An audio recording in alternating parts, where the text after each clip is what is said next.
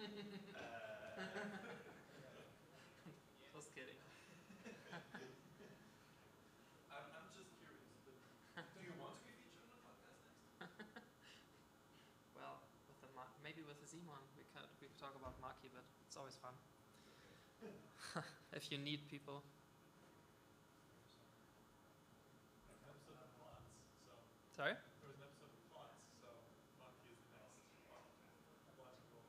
Yeah. Exactly. Exactly. I saw the plots, Simon, and then. Yeah, there should be the equivalent with Monkey.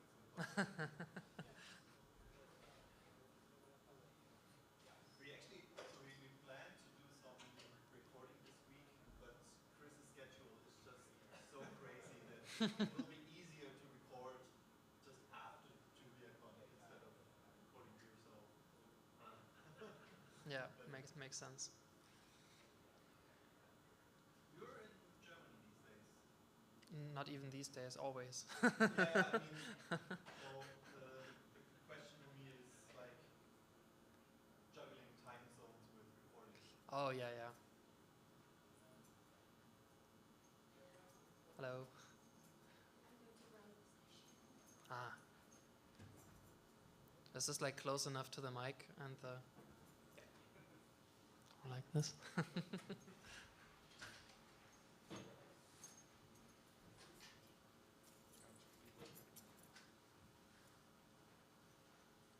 I have 7 minutes, right? That's what I'm planning.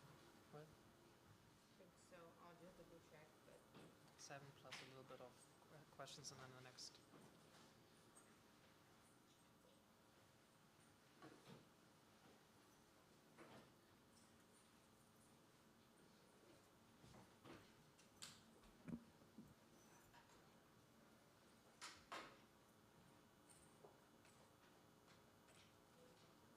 let's just wait 1 more minute. Yeah. So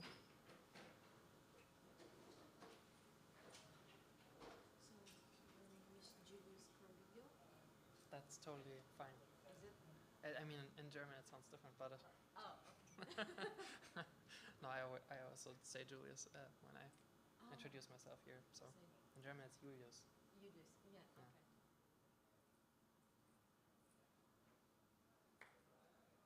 Hello, everybody. Welcome to this session of JuliaCon. I would like to introduce Julius from Pumas AI, and we will be presenting about the big refactor that made algebra of graphics scale better. The floor is yours. Yeah, thanks for the introduction.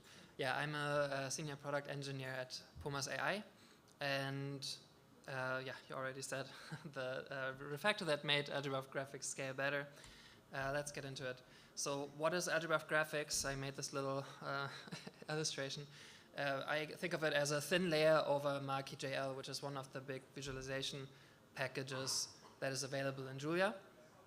And like the cheese on top of the bread, it makes the whole thing, the whole experience much better. It gives a little bit of convenience for constructing these very common plots that you always have to do. And this is the reason why we are interested in it at Pumas AI, because our consultants need to do a lot of plots and they tend to be of the same shape, and so we want to save as much time there as possible and make it convenient. So in algebra of graphics, you make a plot by using these 3 elements. The data, which just points to some usually tabular data source, then a mapping, which connects parts of this tabular data source to elements of the plot, and then a visual, which is just some plotting function you would find in Maki. And most of them work with this system. And then when you combine them, you get something like a facet plot without having to go and place labels everywhere manually and listing all of these axis labels and the legend and so on. And it can save a lot of time. And so what is the problem? The initial design was a very thin layer on top of Maki, and that was on purpose, but it had a bunch of problems coming with this. So for example, it assumed that the positional arguments of Maki plotting functions are always x, y, and optionally z. And this is not true of a lot of functions. For example, you can make horizontal bar plots, or you can make error bars, and these sometimes have different signatures. So you couldn't do them. On the right, you can see a bar plot where, with the old version of algebra graphics, you would just have messed up scales pointing to the wrong side. Then there was a problem that aesthetics were detected by name, so it would only work if you had an attribute called color, otherwise it wouldn't be recognized as something that represents color. So again, not every plotting function in Marquee works like this, so this excluded things like stroke color, text color. And then there was a problem that you could only have one scale of a specific type at the same time. And while it's not the most common thing to want to do, it does limit the flexibility of the system quite a bit if you're not able to mix scales of the same type. So this was the reason for the refactor, and it was quite substantial. So on the left you can see the original work on the package by Pietro.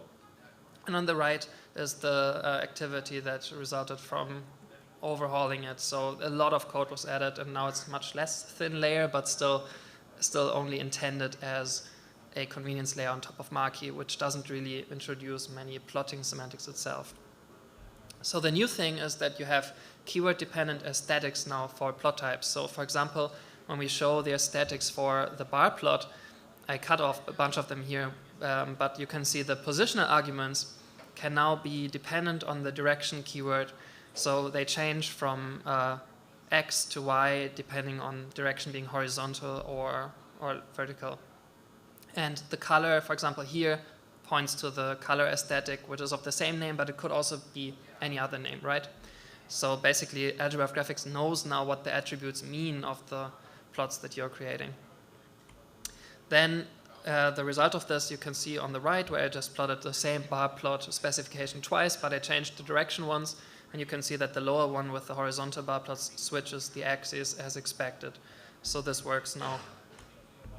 Then you have multiple scales of the same aesthetic. In this case, I'm again using this penguin data set, and I'm plotting bill length on the y-axis in both of these facets, so they can share the axis. It's not two separate plots, but it's one facet specification.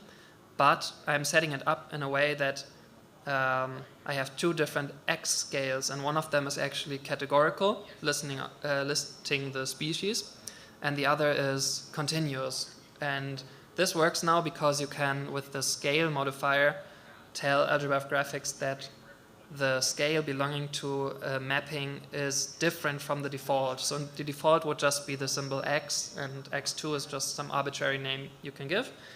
And I can show how, on the next slide, how you can use this to further customize your plots, because here I'm doing this with color. I'm doing 2 times a bill length millimeter versus bill depth plot, once with the contour and once with a scatter plot on top. And here the idea was to do a contour plot where you can tell the different species apart by the gray colors. And the sex of the individual penguins is on a different color scale, which again is done with the scale modifier here. And then in the draw call, where you, in the new version, can actually centrally set all these scale parameters, you can then modify the colors for each of them. So this is much more streamlined than it was previously, where you would have to go by keyword of the plot and set a palette. But as I showed you before, not every color attribute is called color. So if you go by that, then you cannot do it centrally. But now that you set the attributes of the scales, it's all central and easy to understand and easy to change. Then here's another feature that was added recently, which is the pre-sorted mode. Common requirement is to plot some categorical variable, but the data source already has some meaningful order in it. And this pre-sorted helper can be applied to that mapping, and then you can see that the largest element, the elephant, is at the top and the smallest at the bottom, without sorting them alphabetically. Then we have legend entries via label. This was also something that people really wanted to do with algebra graphics, was not possible before the refactor. Just adding some stuff on top of other stuff, basically, spoken simply. Like here, I'm plotting the penguin data set in 3 different colors, and then I just, for demonstration purposes, think like, okay, let's put an emperor penguin in there, and this doesn't belong to the same data set, so it would be work to like merge the data sets, do a new scale. In this case, I just make a new layer that I add on top of the spec, which has the label, and then it appears in the legend just as a layer, which is a very common requirement for the kinds of plots that we do, and now you can do it. And the last one I wanted to show is the generic dodge feature. Also a very common ask that you want to have some bar plots with error bars on top, and before the scales there was not really a way to align these because there was no mechanism, and now there is actually a dodge scale, so the different layers can be checked for wanting to add something to that scale. And here you can see one of the different differences between the plot types, because a bar plot has a dodge feature already built in Maki because it has a width, so these bars have to be smaller if they are dodged and so on. But error bars doesn't actually have that. So for bar plot, you use the normal dodge parameter, and for error bars, you have to tell it which dimension you want to dodge. And then they both go on the dodge x scale, and the error bars will actually infer the width that they need from the other elements participating in the dodge. So yeah, that was the last one I wanted to show. So thanks for your attention. Are there any questions?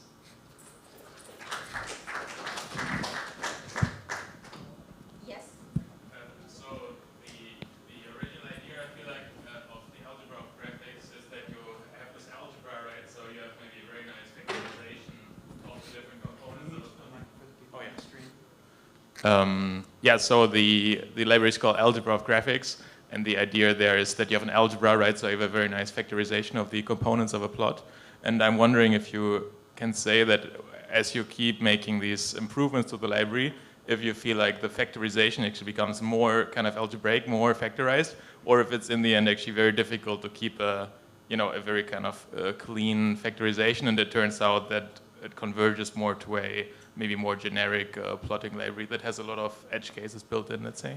I try to keep the edge cases to a minimum because I want it to work in the semantic way and less like the imperative way that Maki does, just layering stuff on top of each other, and it doesn't matter what the structure is. So that makes integrating some features very hard, but sometimes stuff just falls out of the design. So for example, when I showed you the categorical axis next to the continuous one, I didn't realize that this was possible by the scale design until after I had written it, and then it kind of just fell out of this. So this was actually very nice that the library started to get more and more features because the change seemed to be a good one. So I think it got stronger rather than like more messy. Thanks. Let's thank our speaker.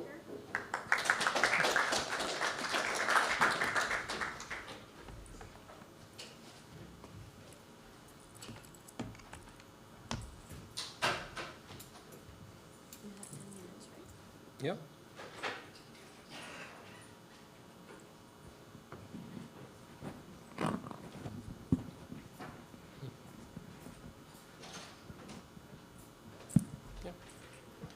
I guess I'll also stay here. So for our next talk, we have Alexander Plavin, and he'll be talking about lightweight compensable plotting.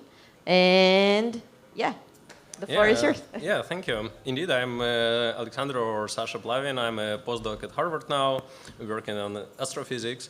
And today we'll talk about like a slightly different take on composable convenient plotting with a focus on being really kind of like lightweight. So it's much thinner layers than algebra of graphics. And in my opinion, it's kind of more composable. So first of all, what is Maki Extra? It has a bunch of stuff, not just fplot that I will be talking about today. And this is just a collection of like generically useful tools for Maki that are not included in Maki itself for various reasons. They range from short convenience function to full-blown plotting recipes. Today we'll be talking about fplot that kind of stands on its own. It started as a proof of concept. That's why I just put it into Maki Extra that I already had. And now it's really the primary way I do plotting, and I hope I will show some simple and neat use cases. So really there are kind of two different approaches to data plotting. One is what you typically experience with plots.gl, Mackie.gl, with matplotlib, with kind of all the common, most popular plotting libraries. You just pass arrays for X, Y, for colors, for markers, for whatever, and these are really independent arrays. The other approach was popularized by the whole like kind of grammar of graphics push with ggplot in R, and that same concept was implemented in algebra of graphics in Julia afterwards. So what is fplot? Of course, this was really kind of the name that I started with, and a better name is probably pending. So the idea is that it is as convenient as the grammar of graphics, and as composable or even more composable than plotting recipes in Mackie itself. In a very simple scenario, you just pass the data set, an arbitrary collection of elements, and different functions. So like here you say, okay, the first plotting argument will be x of each data element, the second argument will be y of each plotting element, and the color will be the color property. First of all, like you might not see like how it's different from grammar of graphics approaches. One difference is that we are not limited here to tables, to flat tables. Data can be a collection of any kind of elements, and the mapping to plotting attributes are arbitrary Julia functions. Like here, for example, it's not just accessing some field in some kind of column in the table. It's really kind of apply some Julia functions like real, imaginary, and angle, and whatever else. Also, here, not just most, but all Mackie recipes, Mackie conversions, anything you implemented, they just work with fplot. And given that fplot is itself an object that you pass to like functions like scatter, it is really reusable. So you can create an object, then like plot it in one way, plot it in another way, modify it, do whatever. And here I just show some example of reusing the fplot object. So you create it once, specifies it on the x-axis you want the x column, on the y-axis you want the y column, and then you can plot it with scatter plot, with horizontal histogram, with vertical histogram. Everything just works seamlessly. This is kind of the base of it. There are really kind of because it's built on first of all just native Julia composability, but second of all on Mackie recipes. It gives you kind of some neat functions almost automatically. For example, here you see that there are no axis labels. Yes, from opaque functions, you just cannot determine axis labels. But if you just use like so-called optics, or I would just say that they're functions that you can inspect, they are not opaque. From accessors.gl, it's a very popular package in Julia. You can just get your axis labels automatically. They are not limited to individual like table columns. You see that like if you have an inverse of a column, it shows as an inverse. You can have units, any functions really. And this works even in pretty complex scenarios as I shown here, and with all Mackie recipes. When axis labels automatic labels are not enough, or you want to specify more plotting attributes like scales, ticks for each label, you don't want to think, okay, like in this plot, this is x scale, so I specify like this is on the x coordinate, so I pass x scale and like x ticks. On another plot, the same axis will be used on the vertical direction, so I will pass like y ticks. You can just create. I guess it's easier to show like this. So you can create so-called X functions. Also, naming is can be made better. And in addition to the function itself, you can pass arbitrary axis attributes, labels, scales, ticks. I think these are most common, but anything works. They will be properly converted by appending like X or Y. And you will, reusing these functions, you can get really kind of these plots with some axes shared, but they are defined only once, and can mix and match. Of course, these function definitions can be put into some convenience functions, some domain-specific packages that, like, if you know, I always plot. For example, here it was for me it was redshift. For someone else, it can be like I don't know the date or something. If you always plot it the same way from your kinds of data set, you can just put these kind of definitions into a package and reuse them freely. Another neat feature, given that it's really built on native Mackie recipes. So first of all, fplot plays very nicely with observables.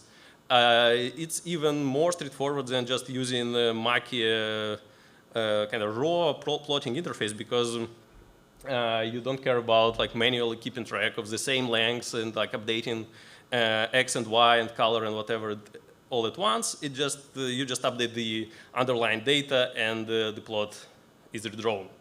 Also, fplot knows, it knows, you specify what part of data is mapped along which axis. That's why you can get this kind of interactivity very easily. This is really, so I highlight in bold the changes to the code that are needed to get from a static plot to an interactive plot. Yeah, and this is only possible because you know what portions of data are mapped anywhere. Other widgets are available, like data cursor, rectangle selection as well. And for a quick glimpse of some experimental functionality that is still work in progress, first of all, it is more convenient layouting. Mackie has very rich system for like layouting different plots, but for quick inspection plots, exploratory plots, it may be a bit overwhelming. So here, inspired by ggplot, I created two operators to combine plots horizontally and vertically, and it's easy to create some quick and simple layouts. Faceting is also exists, but it's experimental because the basic of plot usage is one call. You make one call, you have one plot. Now I'm exploring different ways to do faceting. It works. It's very bare bones. And some caveat, I lied to you a little bit about syntax. Because of limitations in Mackie, axis labels, interactive widgets cannot just work with like original scatter or lines functions. They require, you just need to put xplot around it. That's it, then you get the automatic labels and everything. So, and kind of the summary, fplot is kind of a way to do plots with Julia native composability and the convenience of grammar of graphics. It unlocks unique features from flexible attribute specifications to the rich interactions I was showing. And I also find it usable not just as an end user, but to provide domain-specific plot recipes, axis functions in packages. Thank you for your attention, and I'm happy to discuss it further.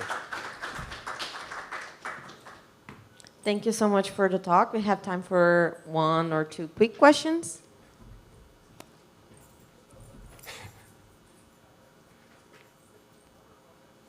Yeah, very cool package. I think it is, yeah, I see a slightly different use case than AOG, but that's great. It's always good to have options. So my question was, I didn't see any plots, I think, where you layered multiple things on top of each other.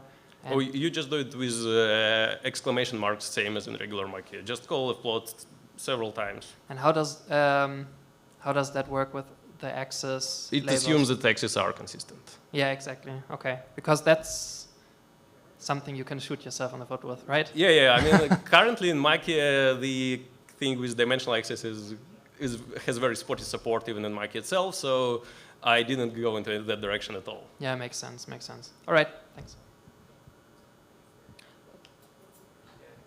Hi, I'm confused about the tagline because you say, more composable than raw graphics, but part of the point of grammar of graphics is composability, right? So why do you see that different than? So I mean, first of all, like putting these features as extensions of grammar of graphics. Oh, so in grammar of graphics, you have a lot of limitations. First of all, it natively works with only flat tables. Here it works with arbitrary functions and handles them as third class. Second of all, here we are automatically compatible with all Mackie recipes, not just most of them. And it really works natively with observables. Everything is really composes. Also, you can put it in packages, reuse the same specification. I think this is more flexible in this approach. These are the key points. Thank you so much. So let's thank our speaker.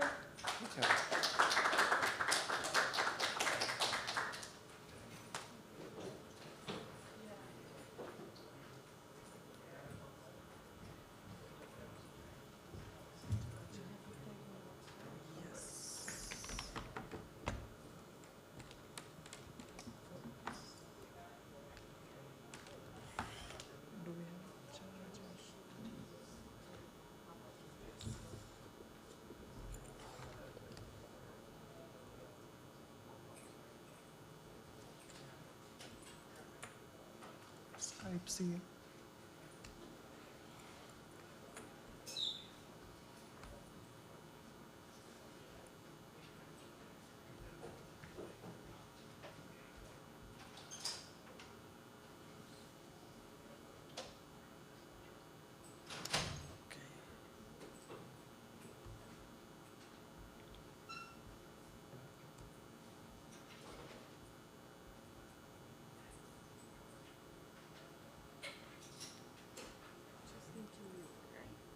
Yes.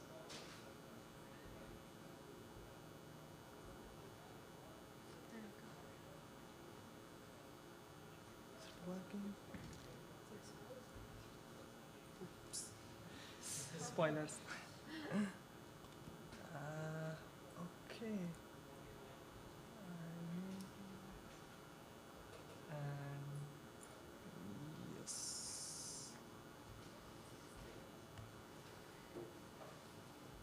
Give me a second.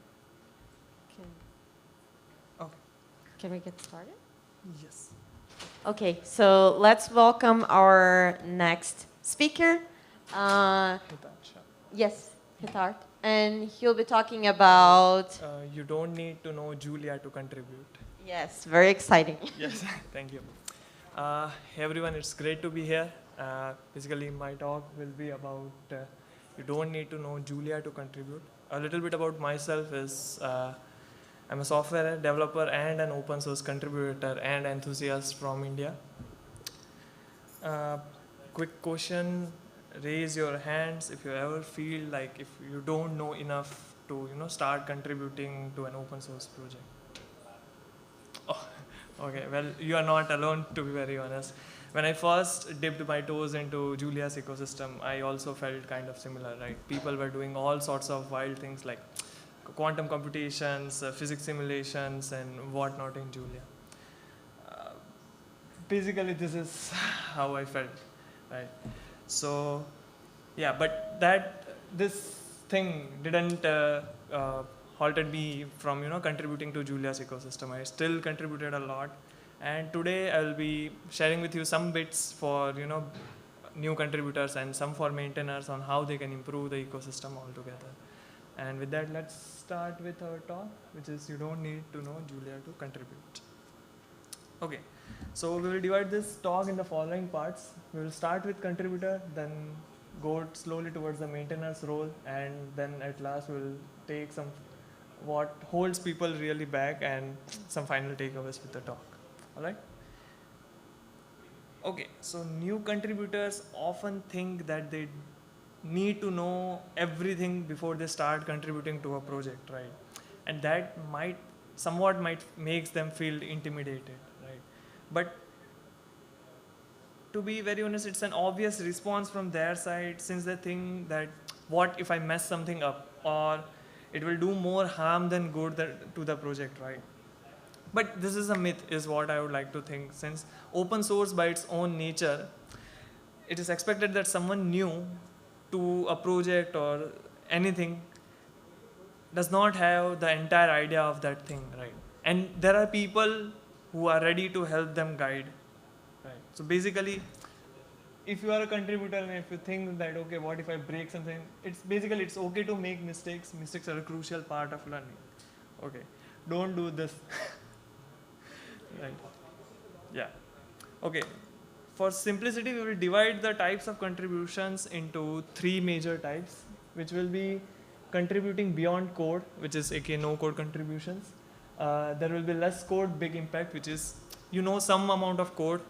So how you can do less code but still have somewhat big impact in the community. And at last, we will go with advanced code contributions, which are high code contributions.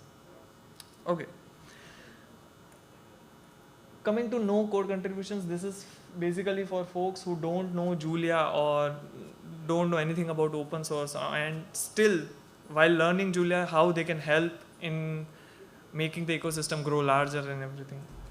For less code, basically, it's people who have some amount of programming experience or open source experience, whether in Julia or in any other language, still how they can contribute to Julia and make some big impacts.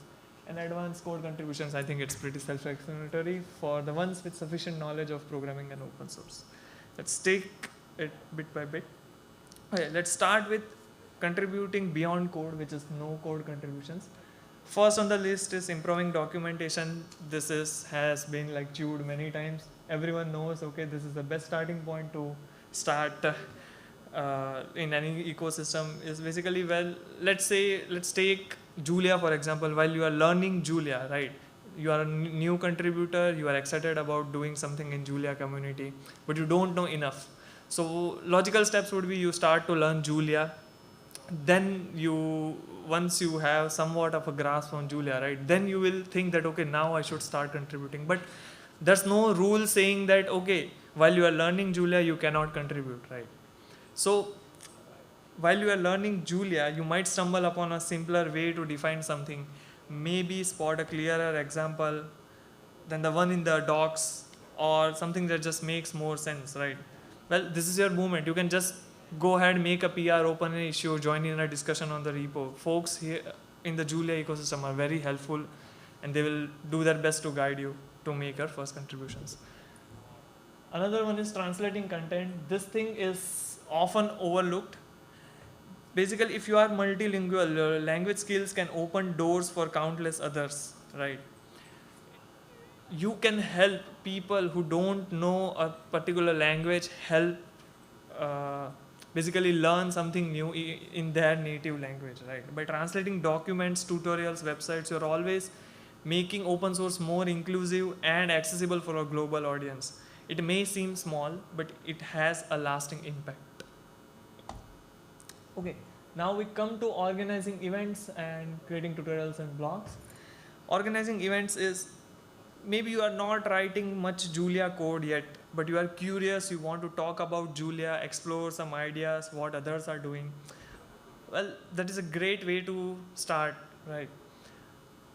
The best thing you can do is volunteer at something, let's say like JuliaCon, or even better, you can host your own event. It could be like a small local Julia meetup, or if you are studying in a college or university, you can host your own hackathon or normal get together for Julia talks and everything, right? Doesn't have to be big, just getting people together makes a difference. These efforts really help grow Julia's presence and build the community around it.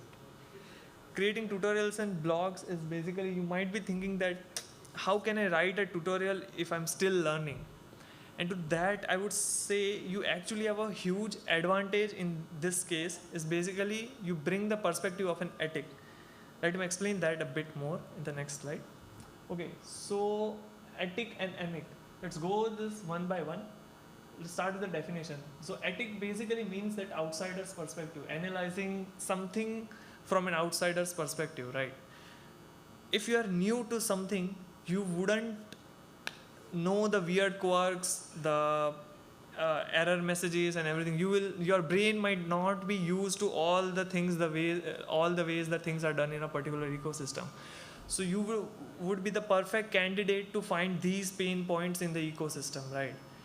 And that it means like your questions, your confusions, they are not weakness. Instead, observations, your struggles are extremely valuable for the community. If it confuses you, you can blog about it, write about it, and it will also help the community to find pain points better.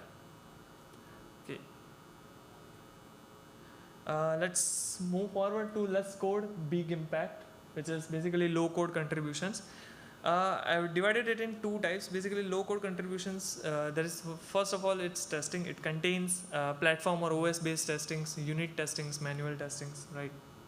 It's really very straightforward. You can just download a pre-release version of Julia, or in that matter, any version of Julia. And if you break something, which is encouraged actually, you can just report a bug directly. I am sure folks will be helpful to fix that up quickly. If it's a security bug, then obviously it will get prioritized.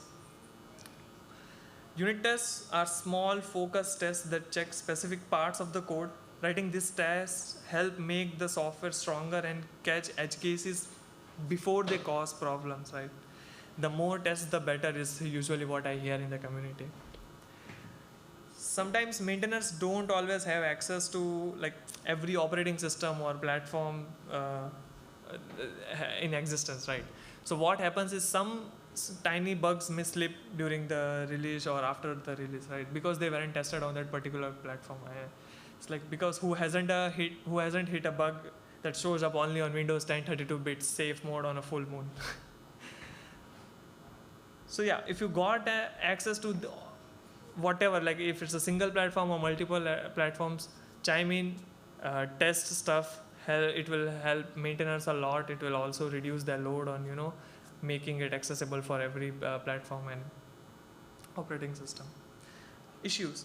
So if you are reporting bugs, clearly you are creating issues, right? They both go hand in hand. So, but let's take a step further and also help the maintainers in organizing these issues too. Like, okay, as a contributor, you are creating issues and everything. You are not alone. There are so many contributors who are creating issues on a daily basis, right? For let's say a single individual or multiple individuals, we will call them maintainers, it might increase their cognitive load because they don't know what issue belongs to what category. Is it a front-end issue? Is it a back-end issue? For example, is it something core or compiler based? Is it something platform specific? So what you can do as a contributor is you can clearly label them or help labeling issues which you know, right? You can outline the particular perfect reproduction steps. Maybe add a small screen shared video of you reproducing the issue. That helps a lot, and it really helps maintainers organizing these issues by priority, severities, so they can focus on the important ones and not get lost in the chaos. Right. Now coming to advanced code contributions, which are high code contributions. You might ask that if someone's already at this stage, right, they know everything, they are experienced in open source and programming, so they would probably know that where and what to contribute. But there's a catch. So let's say someone has strong programming skills and open source contribution experience, but in a different language or in a different programming language. Getting into Julia, they might still feel a little bit scared or intimidated because they don't know the ins and outs of Julia or any other things, right? They have been accustomed to their own ecosystem in which they have been contributing, and they have large amount of experience.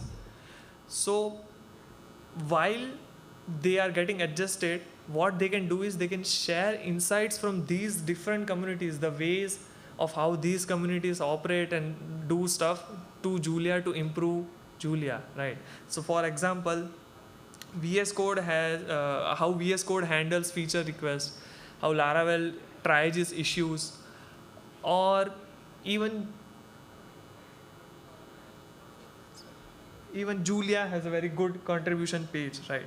So they can transfer these knowledge from other domains to a particular domain or the Julia ecosystem itself. Okay.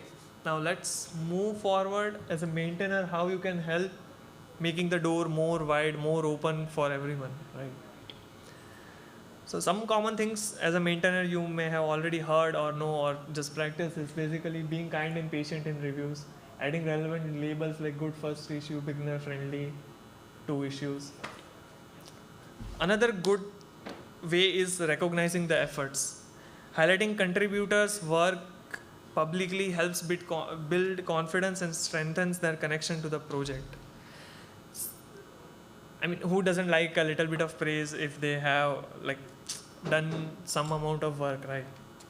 So it really helps build the contributors' passion towards the project. It makes them more integrated to the project, and it encourages the contributor more to contribute more to the project. Okay. Let's talk about how the inside of a contributor, inside the mind of a contributor works. Sorry. When guidance is a little bit limited, right? Contributors rely on trial and error, figuring out setup, structure, contribution flow themselves, right? This slows down progress, the time to first commit and everything, and it builds more friction for a project, right? Yeah, sometimes it also does this. both maintainer and contributors are looking for dogs. So let's take a look at the decision journey of a potential contributor through that thought process. I made a small graph. So let's say I'm a contributor, I visit Julia's website, I notice a typo or issue, I search for the GitHub or edit page link. What happens? If the page doesn't have the repo or edit this page link, right, what the contributor might do is they may drop off because they couldn't find where they can post this issue, where they can discuss this with someone else, right? Let's say they do find the repository. What they would do is they would look for the README, ideally, check if there is a how to contribute section or not. If there is not a how to contribute section, they may give up or explore blindly. Usually they try to explore blindly first, trialing and erroring, but it may they may get frustrated with this and they may eventually give up, right?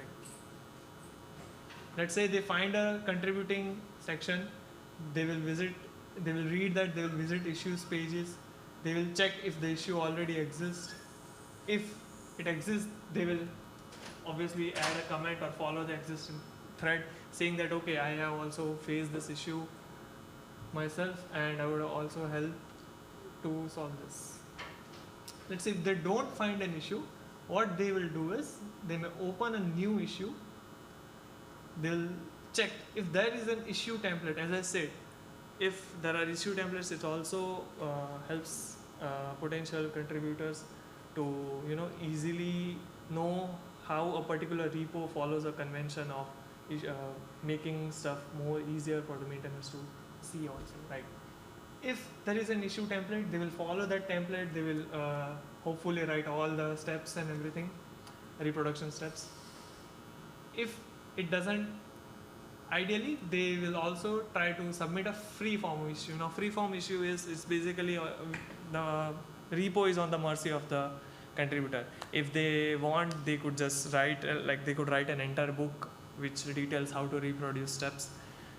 And if they want, they can also write just a single line or just open with a title of the issue, right? Which is not super helpful, but it is somewhere. At least they are doing some help.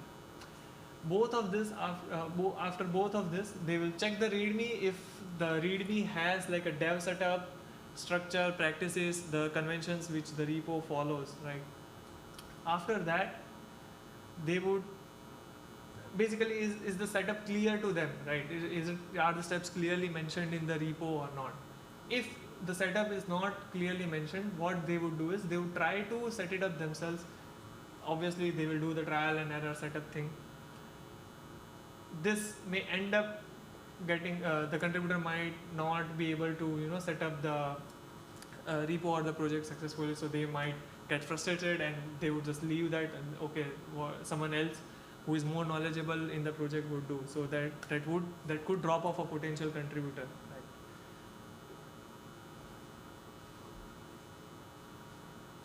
Yeah. If the setup is clear, they will set up the project smoothly, or let's say with the trial and error setup, they were able to set up the project smoothly. What they will do is they will implement the solution, check for open PRs, check open PRs for style and conventions if the repo follows any style or conventions for the PR list. Open a PR. If they receive a feedback, right? If the PR, sometimes what happens is the PR, some people open PR and the PR just gets stalled for like an year, 6 months, a year, 2 years, right? Nothing is happening. So they might get again frustrated, feel stuck or ignored, and they might just drop off. And the PR gets keep open, also increases noise in the repository. If they receive feedback, they will make appropriate changes to the PR and update the PR, and PR merged. Right. So this is sort of how a contributor thinks also in the journey of the contributor in making that first contribution. Right. So let's get presentation. Okay. Now, another good thing which you can do is, as I touched a little bit about this before also, you can, as a maintainer, you can find inspirations from other communities. So open source is really vast and has many communities, innovative projects worth learning from.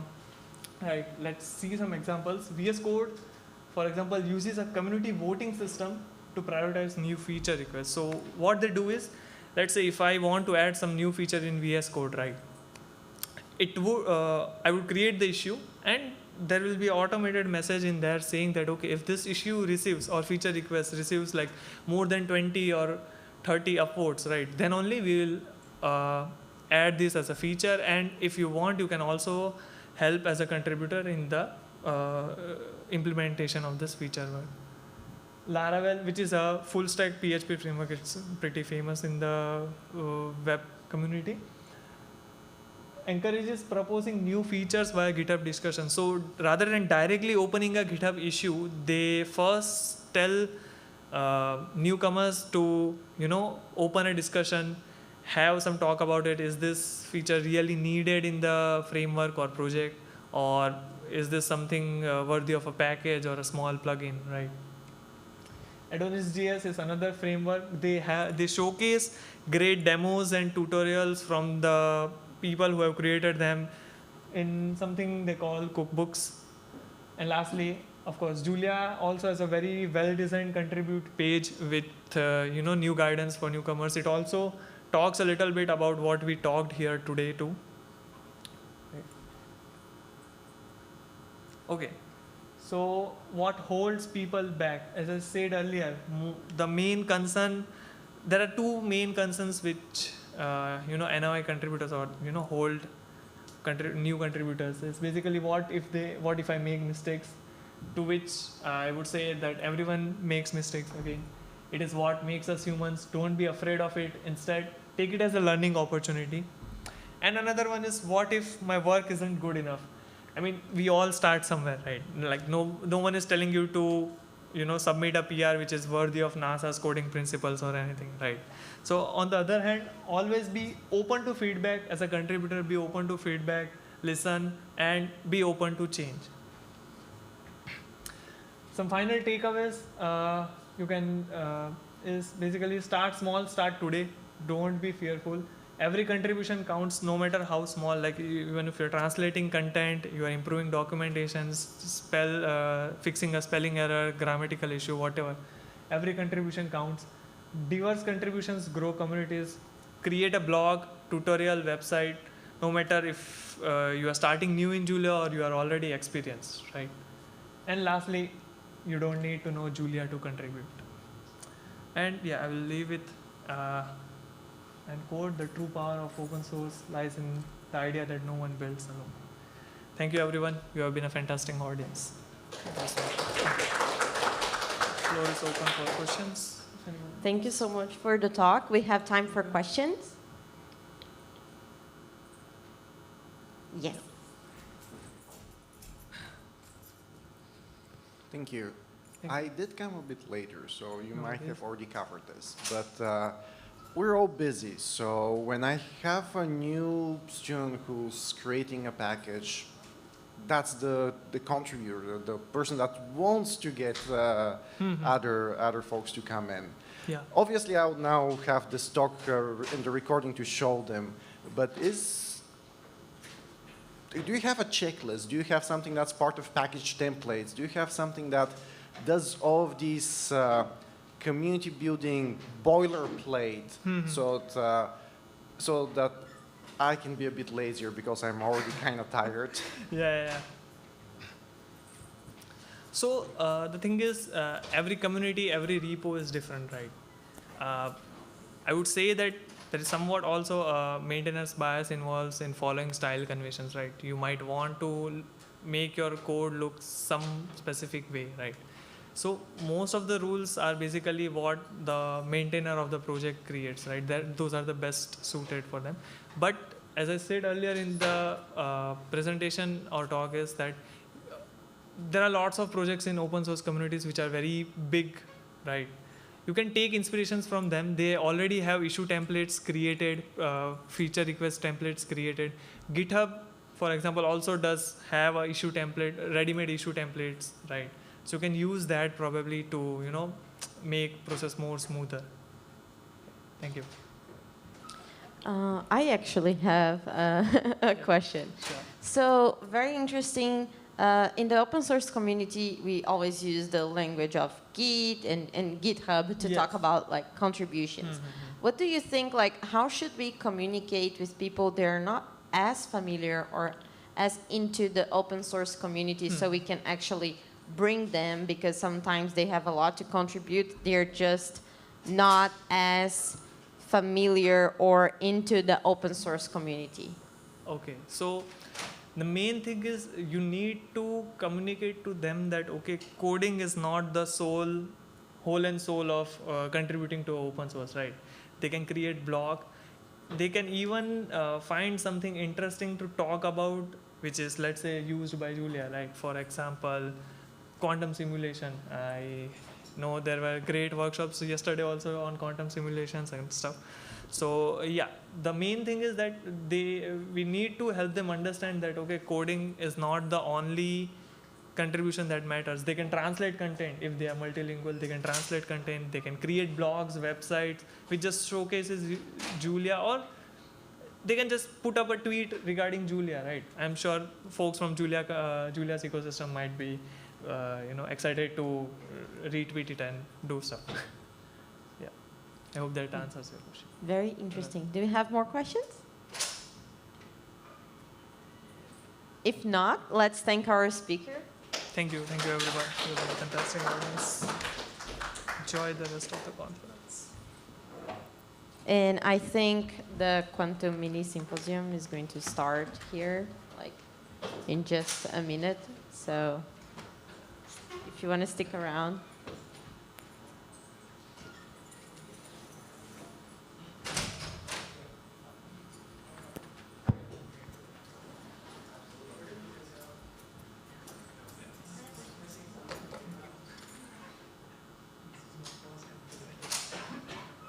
Hi, everybody. So as Letitia kindly introduced, this is the start of the two-day Quantum Mini. Thank you all for coming. We don't want to go too long with this, but we'll be in here for today and tomorrow, most of the afternoon, talking all things quantum. And our first speaker is going to be Andrew, I think, talking about quantumsymbolics.jl, if you want to get started setting up. Yeah, thanks all for coming. We might also just very quickly try and organize like a very informal like meal. I don't really know whether it's going to be lunch or dinner. We'll try and keep you posted. And by we, I mean I'll try and organize it and give you info so that they don't have to do more stuff. Yeah, I was going to say, we were thinking of going to, I don't know, Aaron, it was... Plaza. Yeah, the Plaza, which is very close by, and so there's a bunch of options, and so we'll announce more about it, but I think that's like a nice spot. That way there's a few options, has some nice outdoor seating, you can enjoy the beautiful Pittsburgh weather. So yeah, we'll keep reminding people about that.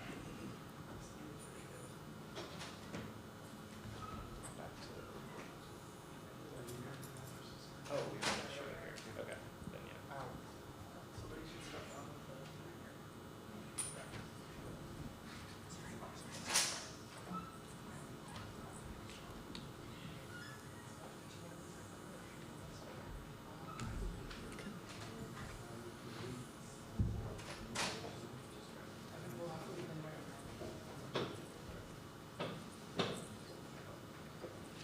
Am I good to go?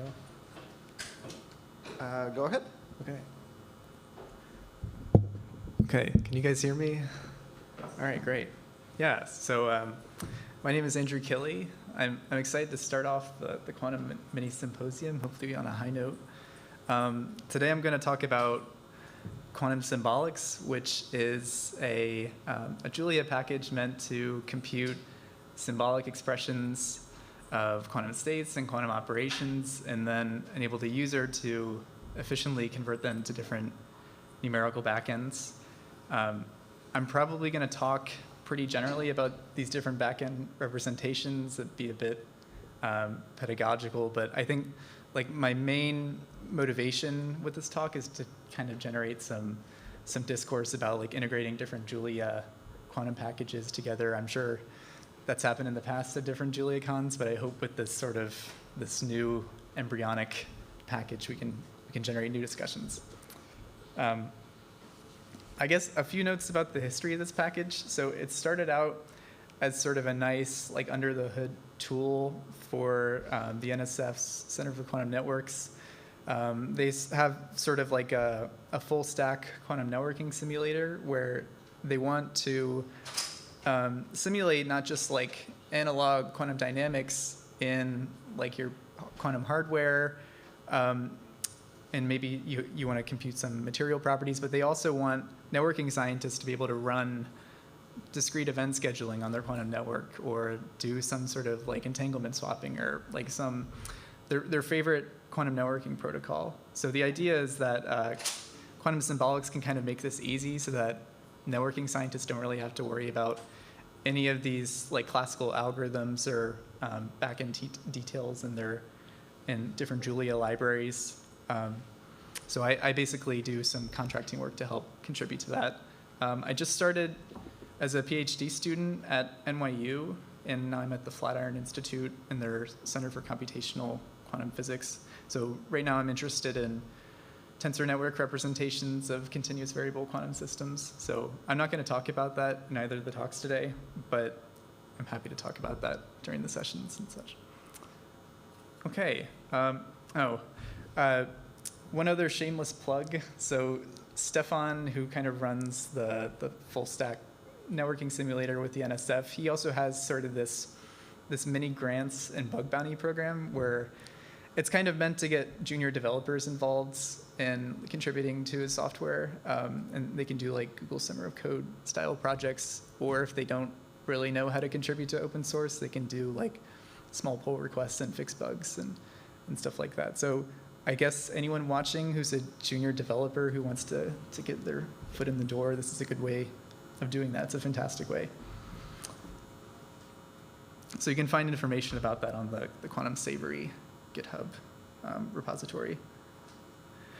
Okay, now with that, so oftentimes as quantum physicists, when we're trying to model quantum hardware, some quantum dynamics, we want to do a few different somewhat simple tasks. So maybe we want to take a quantum state and represent it in some numerical form, and then compute the Schrodinger evolution of that quantum state. Or maybe we don't really care about the underlying quantum dynamics, and we want to model some sort of noisy channel. It could be very arbitrary, and then implement some sort of error correction scheme on that physical channel. Or if you're interested in dynamics or in like a chemistry application, you can compute the average energy of a Hamiltonian of a quantum system.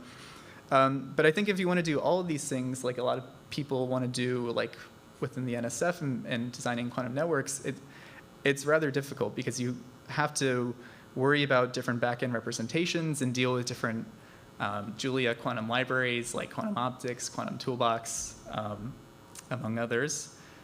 So you kind of deal with two different problems. One is like, okay, what's the actual like classical algorithm that you're going to use to do some sort of quantum dynamics or error correction protocol?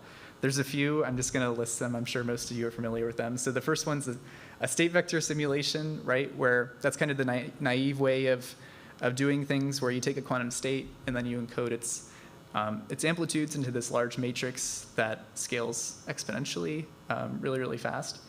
And that's good for like very small systems when you scale up to the many-body, but it's pretty poor because your matrices are so large.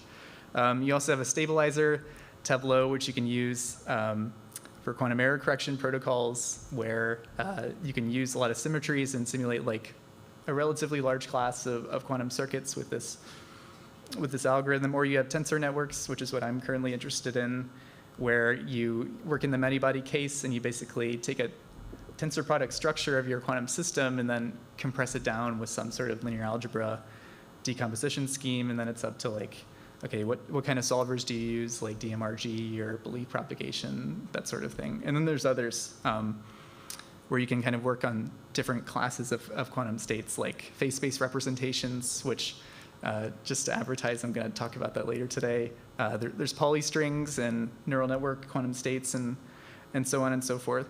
But really, like none of these classical algorithms, of course, like enable you to simulate like an arbitrary quantum system, right? Like, so tensor networks are really bad at simulating like high entanglement quantum systems that have a lot of connectivity.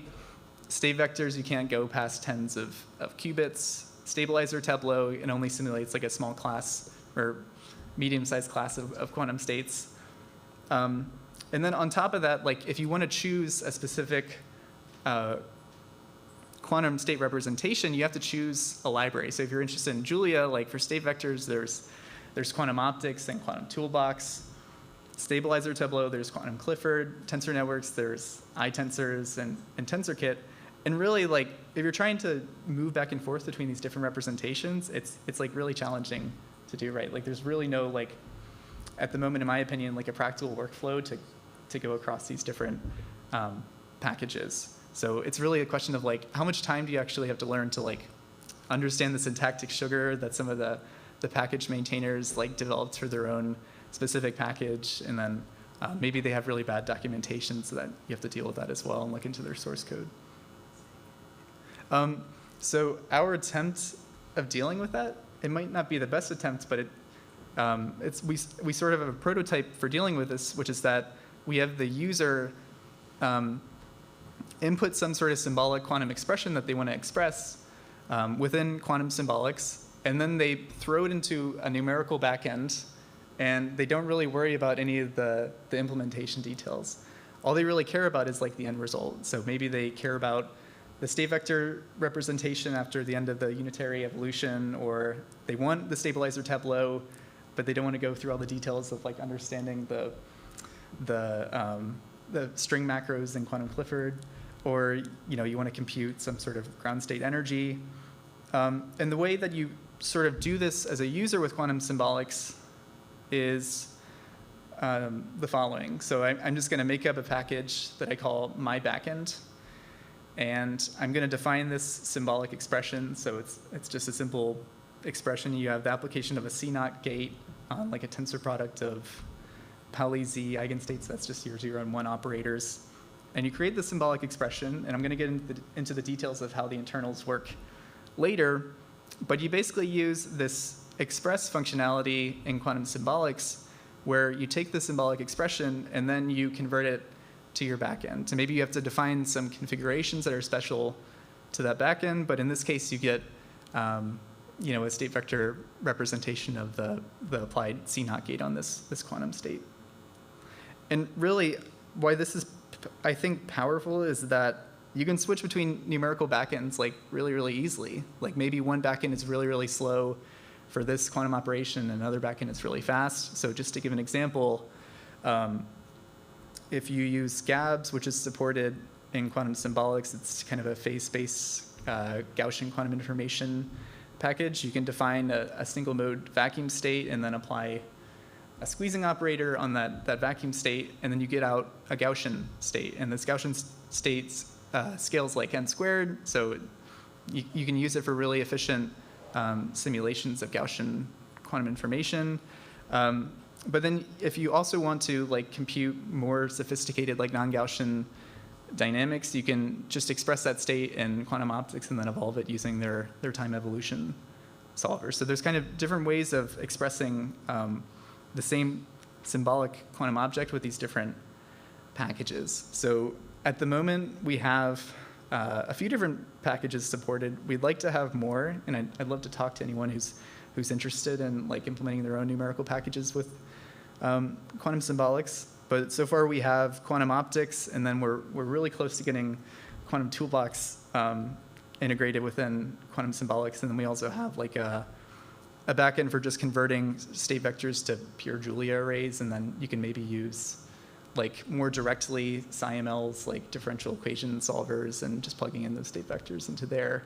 And then we also have a stabilizer formalism with Stefan's quantum Clifford package, which performs like very heavily optimized stabilizer calculations, and they're also working on sort of a graph state simulator as well, which I'm really excited in having support for in the future. And then right now we're working on integrating quantum symbolics with iTensors, although that takes a lot of work because you could have like a matrix product state backend, but you could also have like very arbitrary tensor network geometries, and it's a bit complicated, and also iTensors is developing a lot. as we speak, probably. And then there's also GABS, which is what I'm going to talk about later with the phase space representation of quantum dynamics.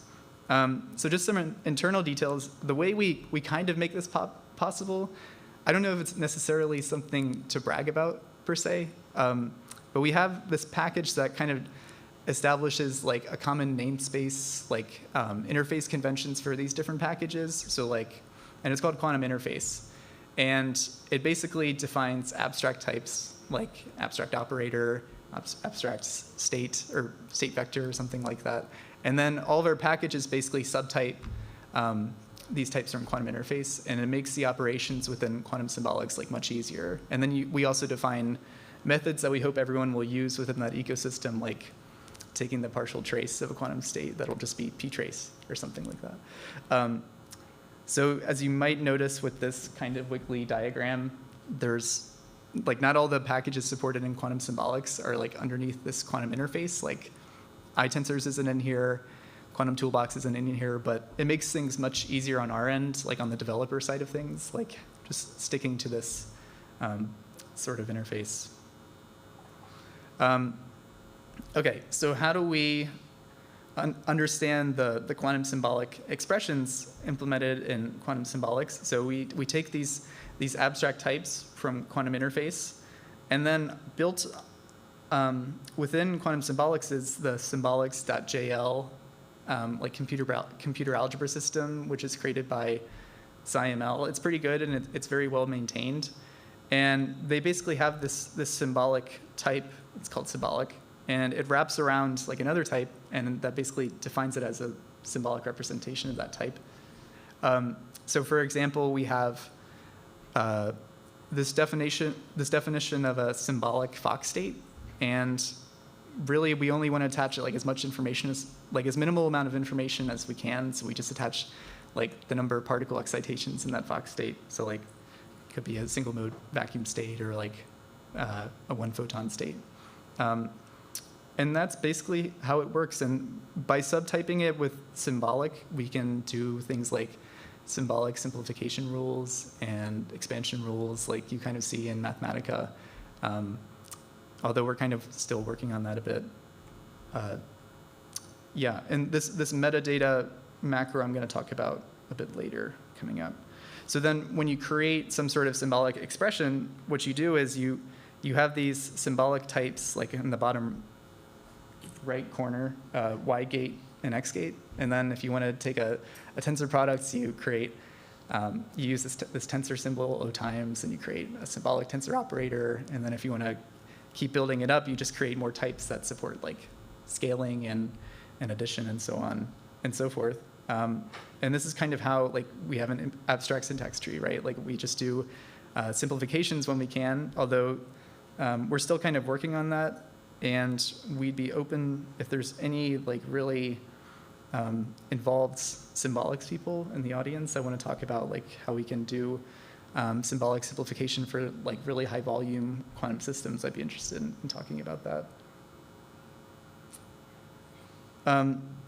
Okay, so about the metadata, this is something that we use for our quantum networking simulator, where oftentimes these numerical conversions can be a bit computationally expensive, and we don't want to do like a bunch of tensor products, say, of like a state vector over and over again. So what we do is we cache a numerical result after we do this express conversion. So here I have that single mode vacuum state, and I express it over to the GABS representation and defining some sort of symplectic basis, which I'll talk about in the GABS talk. And then there's metadata attached to that symbolic expression that now basically caches that resulting Gaussian state in the GABS formalism. And then if you, again, convert it to the quantum optics representation, and here I'm defining some numerical cutoff that, a Fock state's in an infinite dimensional Hilbert space. So if you actually want to simulate it on a computer, you have to truncate it at some number. So I'm defining that. And then when I convert it to quantum optics, I also have this cached quantum optics representation attached to my symbolic state. And again, this is really good for like I have this quantum object sitting at this register, and I don't want to keep converting these symbolic expressions back and forth to these different backends. So caching it is like a really nice way of kind of avoiding those computationally expensive operations.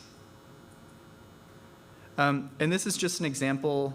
I'm not going to get too much into the details of this because I know there's one, maybe two people giving a talk on this later in terms of creating these large-scale networking simulations. But this is just kind of how like a front-end networking scientist would sort of see this, where they only really care about these different entanglement generations going on between different quantum registers. And they really don't have to worry about the quantum optics details, like the implementation details, like their Schrodinger solver or generating certain states. All they really want to do is simulate these different networking protocols.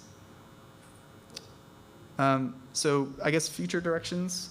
So in the future, we'd like to add some more sophisticated backends. So I'm sure many of you are going to talk during this mini symposium about numerical backends. We'd love to have them integrated if we don't already. We'd like more apparent use and more direct use of the different solvers within those different backends. So like, for instance, in quantum optics, they have obviously a Schrodinger equation and a master equation solver, but they also have like Monte Carlo and stochastic solvers as well. So I think like enabling the user to like directly define that if they want to, I think would be a good tool to have. And as I talked about earlier, we can maybe do some more worrying about performance in terms of symbolic operations and stuff like that. And then adding more configurations, letting the user have a bit more freedom in doing that. So with quantum optics, they have like these lazy operators where you don't want to directly compute a tensor product between large quantum states. So maybe letting the user be able to compute that would be quite useful. So that's all I have. Thank you very much for your attention. I'm happy to answer questions.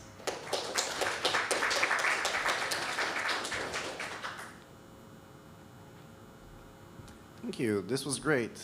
And we already have our first question. You've got this system that can use the different backends.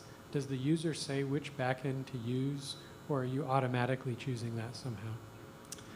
They get to specify which backend to use. So you can see here, they're expressing this single mode vacuum state with quantum optics. So that like sort of representation type just sort of specifies, convert this symbolic expression to the quantum optics backend, and then we have a numerical result. Yeah. So they definitely do have freedom there. This is really great. Thank you for the awesome talk. I was wondering, do you guys have any integration with the ZX calculus package? Is that something that you're considering doing? I haven't put a lot of serious thought to it. Yeah, I think it'd be cool though. Yeah. I don't have any well-developed thoughts about that, but I think it'd be very interesting. Yeah. PR's welcome, perhaps? Always. Other questions?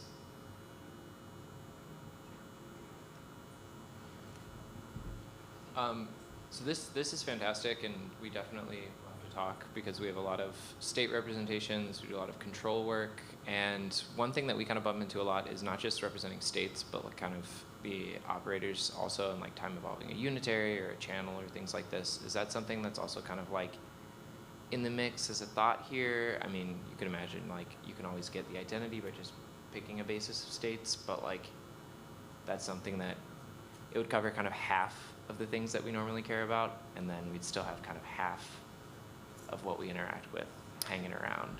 Yeah, that's a good question. So I think what a lot of this software currently does is like, we have some sort of predefined state symbolically, and then we convert it to whatever, and then the user at this moment in time has to then express that converted state and then put it into like some sort of solver or something like that. But I think it would be really cool to then like have some sort of integration with all of those solvers and then do stuff like that, like time evolving unitaries and all that. So we don't currently have a lot of support for that, but we'd like to. Okay, Yeah. cool. All right, yeah, definitely, yeah, strong endorse. That would be great. Mhm. Yeah. Okay, sorry, I came up with another question. So also, I'm interested to learn, how does this integrate with iTensor's auto MPO system? Like, is the idea is it's basically a drop-in replacement for that, or? We are still working on that, and we're definitely workshopping because it's tricky. Yeah, but I would actually love to talk about that with you because I think you. Yeah.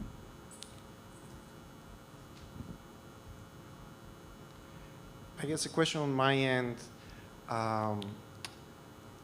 Trees, abstract syntax trees are not type stable, and Julia hates that. So, any thoughts on how to make that efficient? I don't think symbolics is probably the way of making that more efficient. I know that Roger, with QEra, I think is trying to work with that. Like he has Moshi and then Xpronicon, which are kind of these nice symbolic abstract syntax tree packages. But I don't know the full details of that. So I don't know if I have a way of working around that. Symbolics is a nice, well-maintained package for Julia computer algebra systems, so I'm just kind of sticking with it. Sounds good. Yeah. More questions? So I don't know, I might have missed this, but like presumably that you're having symbolic representations for non-commutative operators. And I'm wondering if this kind of would play with the symbolics package where you could differentiate with like, say you have a scalar parameter times a non-commutative operator and some sort of product something. Can you differentiate through these kind of things and do kind of symbolic calculations like that? We have not tried any sort of auto-diff differentiation. Okay. I want to say quantum, there's a quantum cumulance does something along those lines. Yeah, I remember playing around with it. I couldn't get it to do what I wanted it to do. Yeah. So. It's fair enough. Yeah. Yeah. That would be useful though. Mm-hmm. So not only PRs welcomed, feature requests welcomed, posted on GitHub. Other questions? If not, let's adjourn here, and I believe we have a lunch break, and then we're back here. So let's thank the speaker again.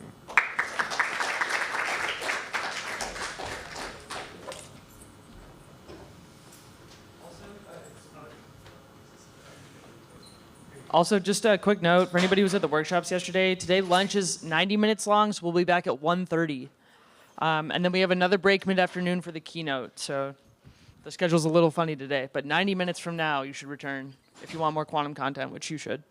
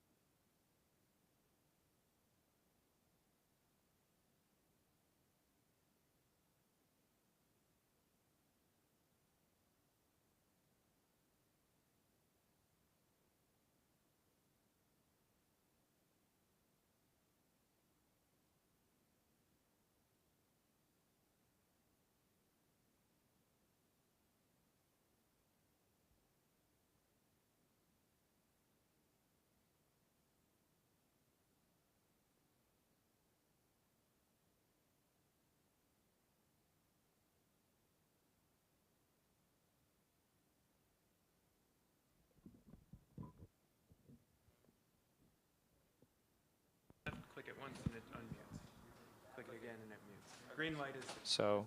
Yep.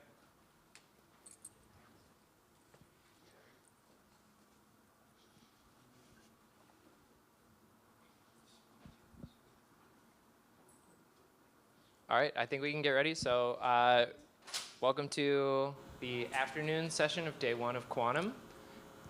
Our next speaker is going to be Aaron, who's right here at CMU in the Robotics Institute. He's going to be talking about Piccolo.jl. So take it away, Aaron. Yeah, thanks everyone for coming. It was a surprise to me when I found out that JuliaCon was going to be in Pittsburgh this summer. I even was going to try to nominate it, but was distracted by other things and it ended up being here anyway. So I figured since we're in at my home university, it would behoove us to do a little bit of history about control. So back in the 80s, the Robotics Institute was founded at Carnegie Mellon with the intent purpose of doing robotics and like pushing the frontier of what you can do with mechanics, physics, modeling, control, computers. This was like a lot of new inventions coming together. So this was back in the 80s. I took this frame from another video, and it was a really good one. There's a lot of these videos. Let's see if this one runs. So ignore this. So there's no audio, so I'm going to try to explain what's going on. This is a hopping robot. This is one of the first robots from the Mark Raybert, who's now at Boston Dynamics. His lab started at CMU in the 80s and then moved to MIT, and he was working on legged robots. And these are all dynamical robots. These are legged robots that are running control online, modeling the system, and doing really cool things. So you can see these robots evolving and getting better and better and growing legs. This one has 2. The previous ones had 4. Interestingly, all of these have to be in motion as you do this because static robotics was hard. It is hard, but it's somewhat, in some sense, easier to do things in motion. And like using control methodologies and modern control and computers, they're able to do more and more advanced things. I think this one's going to do a backflip or a front flip. So like this was pretty crazy at the time, and this was like 40 years ago, which is pretty wild. And you can see these things getting more and more advanced. And then after this, in 2007, CMU also made a lot of splash in the world for winning the DARPA Grand Urban Challenge. So this was like self-driving cars. So they actually had the first car to drive across the country, and this was in 2007, I believe. And this was like, we're going to solve self-driving cars. Obviously, it's kind of not solved. We haven't gotten there exactly yet. But the technologies and then control methodologies, a lot of control methodologies had to be put into making these things work, and computing power. So now, fast forwarding to today, my lab is in the Robotics Institute at Carnegie Mellon, and we work on all manner of different robots. So we do kind of game theoretic self-driving maneuvering, dancing quadrupeds, tiny NPCs, so putting microcontrollers on drones, expanding space structures, a lot of weird kind of drone flying patterns, mimicking stuff with quadrupeds, balancing quadrupeds on things with like reaction wheels, so like modeling a lot of really interesting physics, and getting like the most out of the models and getting the most out of the hardware by leveraging a lot of these confluences of technologies. So like all of this kind of boils down to solving, like you want to do something, like you want to put a satellite in like kind of co-orbit with another satellite to maybe do some sort of docking procedure, and you want to do this thing and you don't want to violate the laws of physics. You also don't want to run into each other or run out of fuel or spin too fast and kill the humans that are on board. So there's a lot of constraints that go into these optimization problems. And in the quantum domain, it's exactly this. So we have like models for our systems. We have Hamiltonians, and these define the dynamics of the system. Typically, we want to do some sort of gate, and we have some control directions, and we have to like coordinate these control directions to be able to realize a gate. And we want to do this as fast as possible. We want to like stay in the computational subspace so you can do error correction and not leak into the higher subspace. You need to obey the hardware and like what the lasers or the control lines can actually do. You want to be robust to error sources, or maybe be sensitive to error sources. Like if you're building a quantum sensor, you want to be sensitive to some specific kind of error. And there's all kinds of other constraints that we've talked to experimentalists about that they want to put on their system.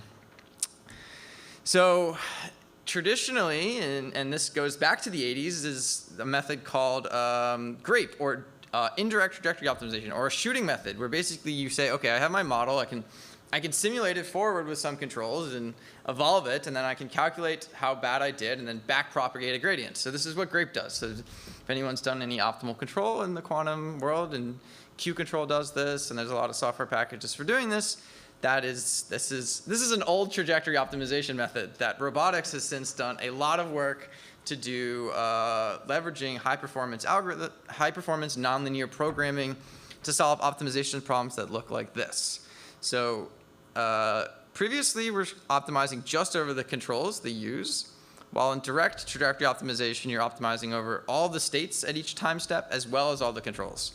And then you enforce dynamics via constraints. And I've given 2 talks on this package in 2 previous years, so if you're curious about the details of this, I highly recommend searching piccolo.jl, and you'll find 2 YouTube videos where I get really into this. So I didn't want to go talk about how all this works, but it's very interesting. And the short answer is we're using a lot of optimal control theory and numerical optimization stuff to solve these problems more efficiently.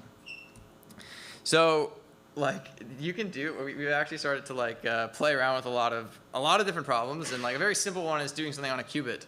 And like just to like kind of quickly demo this in Flow Julia, we drew a Julia logo on the block sphere of a qubit, and like you can see this is the actual control pattern that we're solving for doing this, and we can draw pretty much whatever we want. You can kind of do some pretty wild things, including like, let's say you want to do like different gates. You have some gates and you want to rotate about some axis to some varying degrees, so some varying different theta. You can kind of leverage this whole thing and stack all these problems together and get these like gate families. And this is really interesting from like the perspective of doing kind of living in the simplex between like the key gates that we want to implement on a quantum computer, C0, CZs, swaps. So like you can solve these problems in a very efficient way using this toolbox. And then I want to plug some of our recent work. This is in preparation. And basically what we did is we're working on neutral atoms. So we're using one of QR's devices, and we're shining a single laser beam at pretty much all of the atoms that are there. So we're doing global control, and which is interesting because you can't control every individual qubit, but you can still do interesting things. Like in this case, we're trying to do some Hamiltonian evolution, evolve some non-native Hamiltonian about to various taus. So basically do rotations about some non-native Hamiltonian to some varying degrees, and we find these gate families that can do this, and we've shown this on hardware. So this is coming out. I forgot to cite the actual author, but it's Hung-Yi Hu at Harvard, so be on the lookout for that soon. We've also done a lot of stuff with superconducting devices. So to tout one of our recent ones, we solved for this Q router, and this was a complicated problem because we're kind of like modeling a lot of the physics that are going on under the hood, and we're actually trying to solve for these fluxes that could like couple these 2 transmons together. So there's a lot of interesting modeling and constraint work that went into this to solve for effectively the controls and then map those back to the actual fluxes. So our solver, and Andy is the one to ask about this, was able to handle this, and this was a hard problem that involved a good amount of control work to actually get going, as this control problem was quite hard for our current tools. We had to implement things like splines to get this to work. And yeah, just to like kind of like highlight kind of how this direct trajectory optimization works is like, it's maybe like starting your thing with a good guess is really hard. So what direct trajectory optimization allows you to do is say, okay, we have this really hard problem. We can start from like anywhere, and this manifold is like the space of feasible initial guesses. And then a indirect method like GRAPE has to like traverse inside the space, while our direct trajectory optimization can like kind of hop over barriers and land back in. So check out the previous talks for that. Okay, so now we're going to see if all the code actually works. So on the left, I have a notebook pulled up where I'm including Piccolo, I'm including Quantum Toolbox, linear algebra, sparse arrays, random. We're going to define some extra like utility functions that just make things a little easier for down the road. Let's look at a single qubit example first. So I'm gonna zoom in here. So in our framework, it's very easy to set up problems at a high level. So let's say you have some Hamiltonian, which is like just, so you have a drift term that's z, and you have some drive Hamiltonians x and y. You just basically define these. We have some utilities for defining this. Quantum Toolbox obviously has a lot of utilities for defining this. You define a U goal. So you define a goal state, a goal unitary that you're trying to reach. And then we can define, and actually this problem we're doing quantum state transfers. So we say, okay, psi unit is the ground state, and psi goal is our U goal operating on the ground state. And I'm going to run this, and then you define this thing called a quantum system. With your drift and drives, you define some parameters like how many time steps and what should the time step be. And you, like I said, you just set this up, and then we can solve this. And this kind of rips through, and you can see like pretty quickly we've reached a good solution. We can roll out the fidelity, and you see we've gotten like many nines of fidelity. And then we can pop this up, and we can see like kind of what this trajectory looks like on the block sphere. So you can see we're doing this kind of complicated pattern on the block sphere. That's kind of like like the Z rotation is kind of whipping you around, and it's able to coordinate these drives and land at the one state. So we're doing a bit flip. And like, let's see like how fast this was. You can see, okay, this took 6 units of time. I'm not going to get into what exactly the units are here. And then crucially, another key feature is we can set these things called minimum time problems. So this is like, because we have the ability to put constraints on the states in this framework, we can actually say we want to keep the final fidelity to be some minimum fidelity, in this case 99. And then solve for the shortest amount of time that you can do this gate in, subject to that constraint. So this can totally do this. We can set this problem up, and we can solve this, and it's gonna crank for a little bit, and you can see like it's already basically finished. And then we can animate this block sphere, and it looks a little different. And you can see the duration is about half. So the minimum time trajectory duration over the initial duration is 0.5. So we basically have the time to get and realize this gate. And this works for any numbers, any type of quantum system, any type of problem. It's very nice. Okay, so I mentioned before Piccolissimo. So this is something we're working on actually kind of behind the scenes. We're doing a bunch of under the hood improvements for the speed of these things that we haven't made public yet. So we have this package Piccolissimo, which speeds things up, which I actually had to do in order to solve these problems here, because we're going to switch to bosonic systems. We're going to do some cat state, some bosonic system state preparation problems. So as you probably know, you've probably seen a coherent state. So a coherent state is kind of a superposition of a bunch of Fock states weighted in a certain way, and then you can build a cat state out of these coherent states. You can build other states out of these coherent states. They're very useful kind of states in bosonic systems for a variety of reasons in a variety of contexts. Okay, so we're going to say, okay, we're going to put 20 levels in our cavity, and we're going to find a creation operator, A, and then we're going to build a quantum system where we're basically have only drive terms. We have single photon operators, we have 2 photon operators, and we have our Kerr nonlinearity. So we can set up this, and then we can say, okay, we're going to build our displacement operator function. Quantum Toolbox and other packages obviously have a lot of this. We're trying to port stuff over from this. So I use some of that here to build a Fock state. And then I get the data of it. So this was a quantum object from Quantum Toolbox.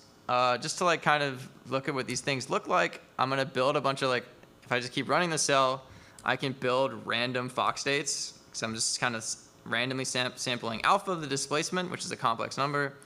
And like you can see like these things are basically blobs that live somewhere in phase space. So on the right, I'm showing the phase space plots from the Wigner function, also from Quantum Toolbox.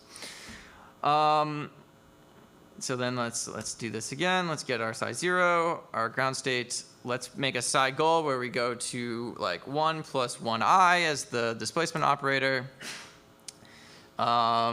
This is basically an arbitrary Fock state.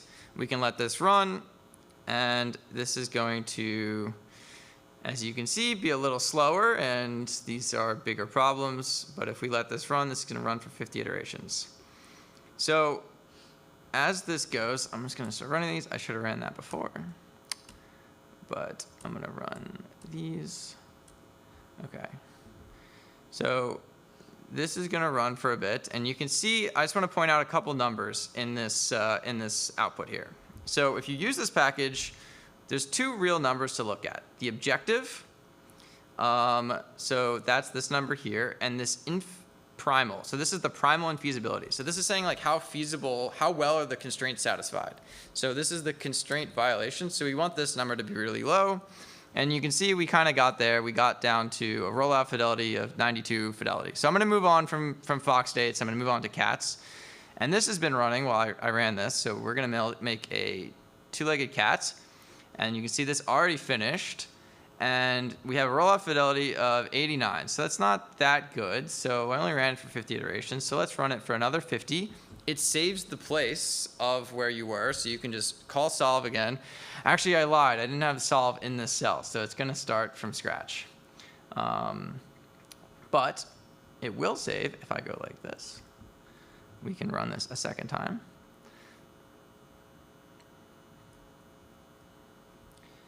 And you can see like this is kind of getting close to making a cat.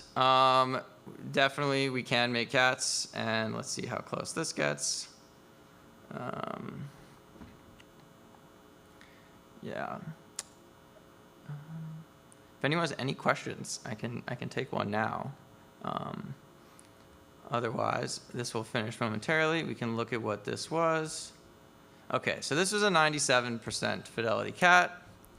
Let's watch the animation of this making it, and we can see like this is getting a lot closer to what we want to see from a cat. It's still a little off.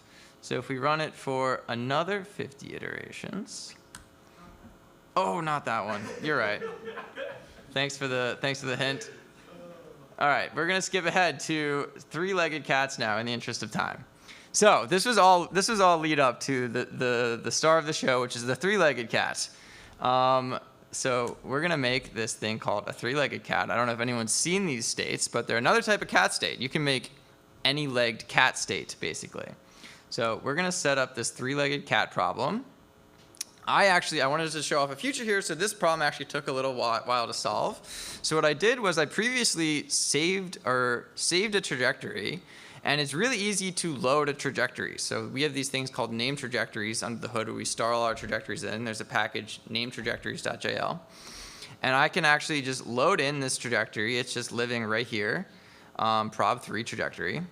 And you can just load this in. And then it's a great way to initialize the problem. And you can just call save on a trajectory in a path and very easily save these things and load them again with JLD2.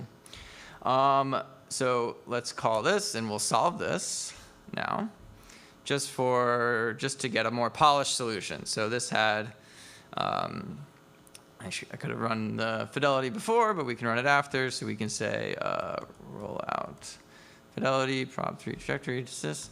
So we can see what this fidelity is afterwards. Yeah, we'll just let this go for a little bit. So what's interesting about these types of states is that you can do a lot of cool things with them. So there's a number of companies that are like working with cat states to do error correction. So a very cool thing is you'll see like you're kind of moving 2 coherent states away in phase space.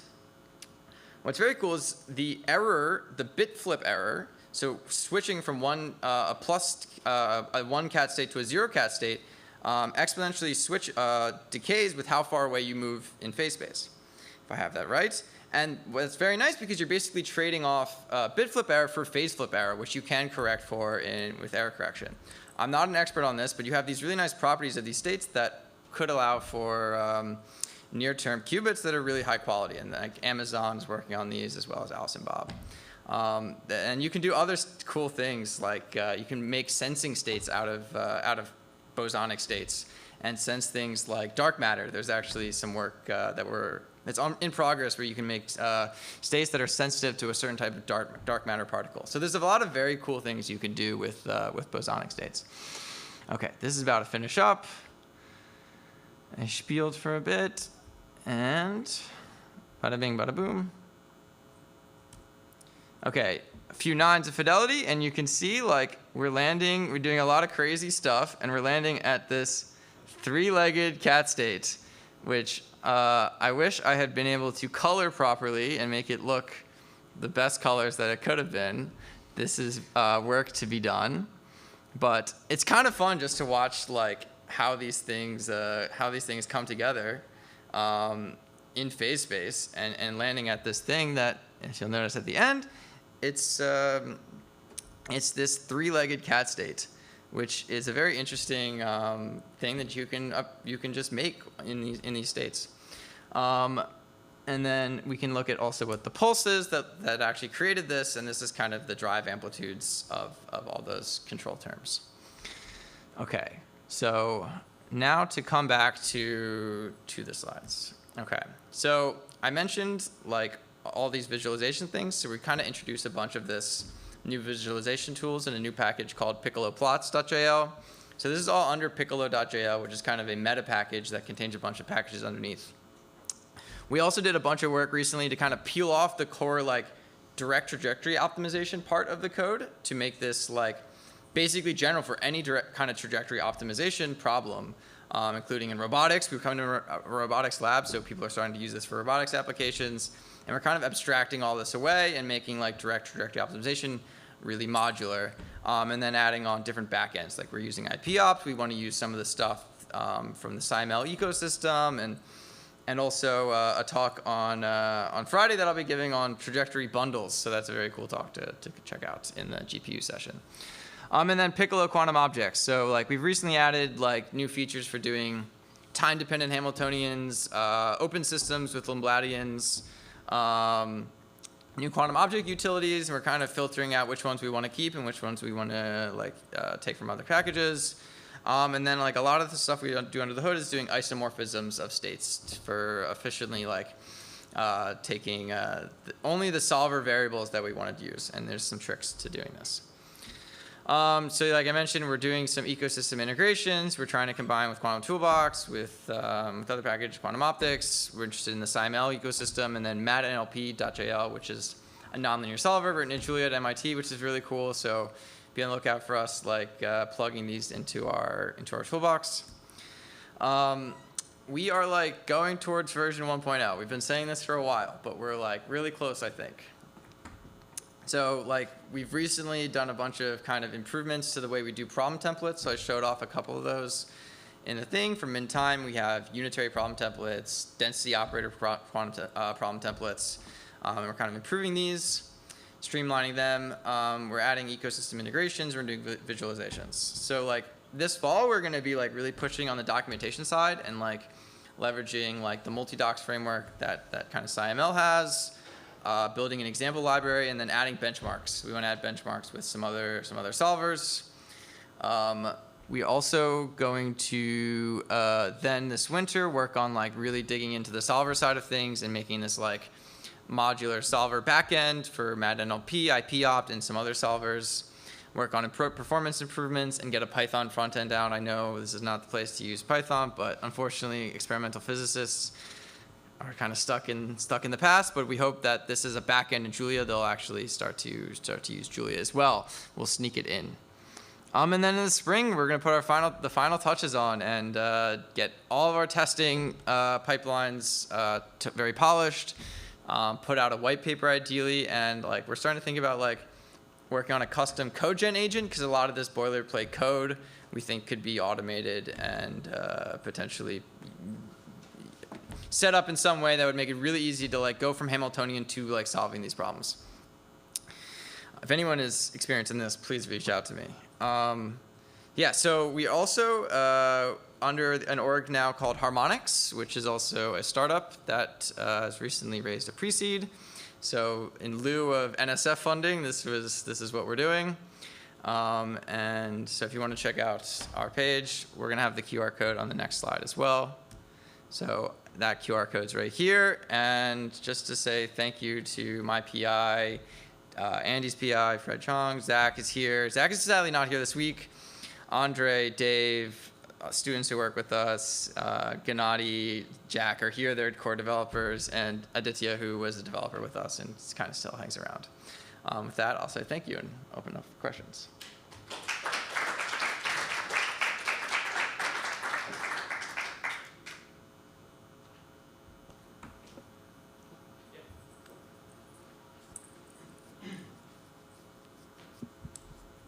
Yeah, thanks for a nice introduction of the package. So you mentioned that Grape is sort of like outdated, and I wondered if you could like comment on whether it's just always better to do this IPOPT or MAT NLP, like basically this nonlinear problem optimization you do. And then in addition, like, are there any, so you said you had to do more in this Piccolissimo, optimize how you basically do things on the back end, I guess. Yeah, so is it more scalable to do one thing over the other? Yeah, so I think there is a trade-off. There's definitely, in one sense, a memory trade-off. So in an indirect method, you do kind of, you can get away with like saying, we're going to propagate forward this state and then kind of delete it and write over it or something and propagate it forward. The problem with that is this is like a classic problem in machine learning is you have this kind of vanishing gradient problem where if you propagate through a big roll, let's say you set a long time horizon ODE, errors accumulate, your gradient information when you back propagate kind of can get accumulated errors. So what we do by leveraging like this kind of constraint between time steps, you can actually do all of these things in parallel. So you can actually parallel solve for all of these things and parallel solve for all the gradients. So you get kind of performance improvements there. You kind of have this ability, so I kind of hinted at it here, where like in the space of possibles, like the space of where the variables live, you kind of have this region that's only feasible, and that's the only place a place like an algorithm like Grape can live. So a direct method can hop out of this region and kind of land back in this kind of way by violating the constraints. And this is a little bit weird, but I do think from a lot of optimization perspectives, this is like better, and there's been a lot of work in robotics, and again, this is like kind of what roboticists have done to get these kind of solutions. And there's also like, yeah, the way these problems are structured, I think that like in parallelness of it is super helpful. I forget if there was a second part to your question, but if that was helpful. I guess it was more like to scalability. So right now you had a FOC space of 20, I guess. Yeah. I saw. What do you imagine as like the upper boundary of something that's feasible? Yeah, that's a great question. Okay, so in all of the code we showed, we were under the hood computing Hessians. So in these things, you have to compute things called like Hessians of Lagrangians. So you could get rid of that actually, and then you could go up to even higher levels, and you're losing some convergence performance. Exactly where the state dimension kind of blows up to the point where you can't solve it in memory, it's gonna be at worst, like if let's say we have n time steps, we're gonna store the full state n times, order n times, while Grape maybe stores it order 1. But if n is kind of close to 1, then they're pretty comparable. Yeah, we're still exploring this and the computational complexity of this and exactly what we can fit in. The cool thing is there's a lot of interesting tricks for like reducing the state dimension that we're starting to look at. I think the biggest problem I've put on this is 6 qubits, which was, is that 128 dimensions? I think we've done more. I think we have people that have done more. So this is one of the reasons we're working in performance improvements and like trying to do potentially distributed versions of this. The core. Maybe just Okay. Like we're also like sorry. It wasn't multi-threaded. It wasn't multi-threaded. That was a single-threaded example too. So like there's no scale. We can talk about this after. Yeah. So I think that's probably a good idea. Any other questions? Yeah. Okay. We maybe don't have time for more than one. Okay, we can just thank the speaker again and take any other questions offline. Thank you, guys.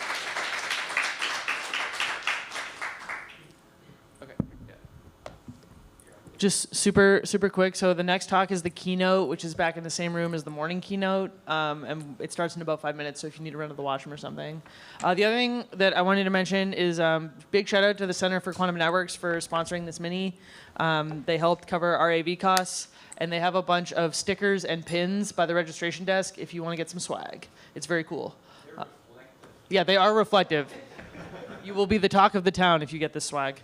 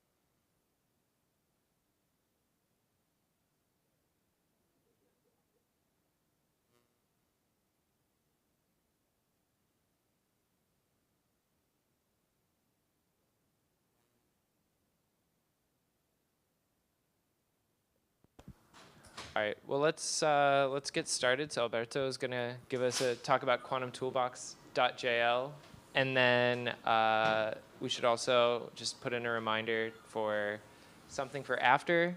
So we'll continue to keep people up to date about organizing maybe some quantum specific hangout after the session. But Alberto, take it away. Thank you. Hello everyone, I'm Alberto Mercurio. I'm a postdoc at EPFL in Switzerland. And today we'll talk about quantumtoolbox.jl, which is a framework similar to other frameworks like Qtip in Python, Quantum Optics in Julia, and many others.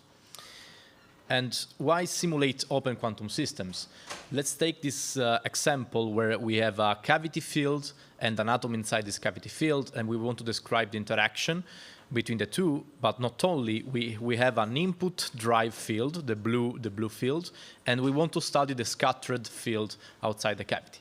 This is what we studied in a recent paper on Physical Review Letters 2 years ago, studying the spontaneous Raman scattering in the ultra-strong coupling regime. And what you do usually is that you study the time evolution of the density matrix, which is an open quantum system now. And for example, rho is the density matrix of the system, H is the Hamiltonian, gamma J is the dissipation rate of the Jth dissipation channel, Cj are the so-called jump operators, and D is the Lindblad dissipator, describing the dissipation towards an environment, an external environment. So during my PhD, I was using Qtip. You may know this package is a very known package in Python, probably the most open source package used for open quantum systems. But for simulating my kind of research topics like ultra-strong line matter coupling and many other research areas, I needed something more. So I was looking for not only something more powerful, but also with GPU support, which was like starting to increase in popularity, and other features that Qtip didn't have at that time. Now Qtip version 5 has also GPU support, but whatever. But at that moment, I was searching for something more powerful. And I was starting using handmade Python codes with GPU support like CuPy. I don't know if you know many of these packages, but failing on the difference in performances, but also in hard code, because I had to write by hand many codes which were not very easy to write and whatever. So I started to switch on something different, and that's why I found Julia, and I started to write by hand basically all the lines code similar to the Qtip syntax, because that was the syntax I got used to, with way more powerful simulations, but also GPU support and many other features. And that's why I started writing Quantum Toolbox. The basic idea of Quantum Toolbox is very simple. Everything is around the quantum object. A quantum object has 3 fields. You have the data field, which basically embeds the linear algebra field object of the system. You may know that quantum mechanics is heavily based on linear algebra. And so basically you can express an operator as a matrix, a state as a vector in the truncated space, of course. And so data has exactly this purpose. And the data has no limitation on the type of the array. For example, data can store a dense array, a sparse array, a GPU array, both dense and sparse, static arrays, and you can invent one of your abstract array, and Quantum Toolbox should support it. And then you have the type field. The type field, of course, includes the information about the quantum object itself, whether it is a cat state, a bra, an operator, super operator, and many other type of quantum objects. And then dimensions. Dimension is a field that is useful when you have a multipartite system. And basically, it embeds all the information about the Hilbert space dimension for each subspace, such that, for example, when you want to perform the partial trace, you want to keep track the local Hilbert space dimension for each subspace. And with this in mind, then you can build all the time evolution solvers, linear algebra operations, and utility functions. For example, for the time evolution solvers, you can solve the Schrödinger equation, the master equation, Monte Carlo quantum trajectories, stochastic master equation, and Schrödinger equation, low-rank dynamics, which is very useful when your system is almost pure. And you can also compute steady state without performing the entire ordinary differential equation. You can also use a hierarchical equation of motion for simulating non-Markovian environments. This is actually performed using eom.jl, which is another package written by Ite, another maintainer of the package. But hierarchical equation of motions are heavily dependent on quantum toolbox.gl and many other dynamical solvers. I will show you later the dynamical shifted Fock, which basically is very useful when you want to simulate strongly driven open quantum systems. And you can also have utility functions. You can compute entanglement of a system. You can compute the correlation function, the emission spectrum, eigenstates, and many others. So, but why Julia? I already explained you why. When I was looking for something more powerful, Julia had all the ingredients that I was looking for.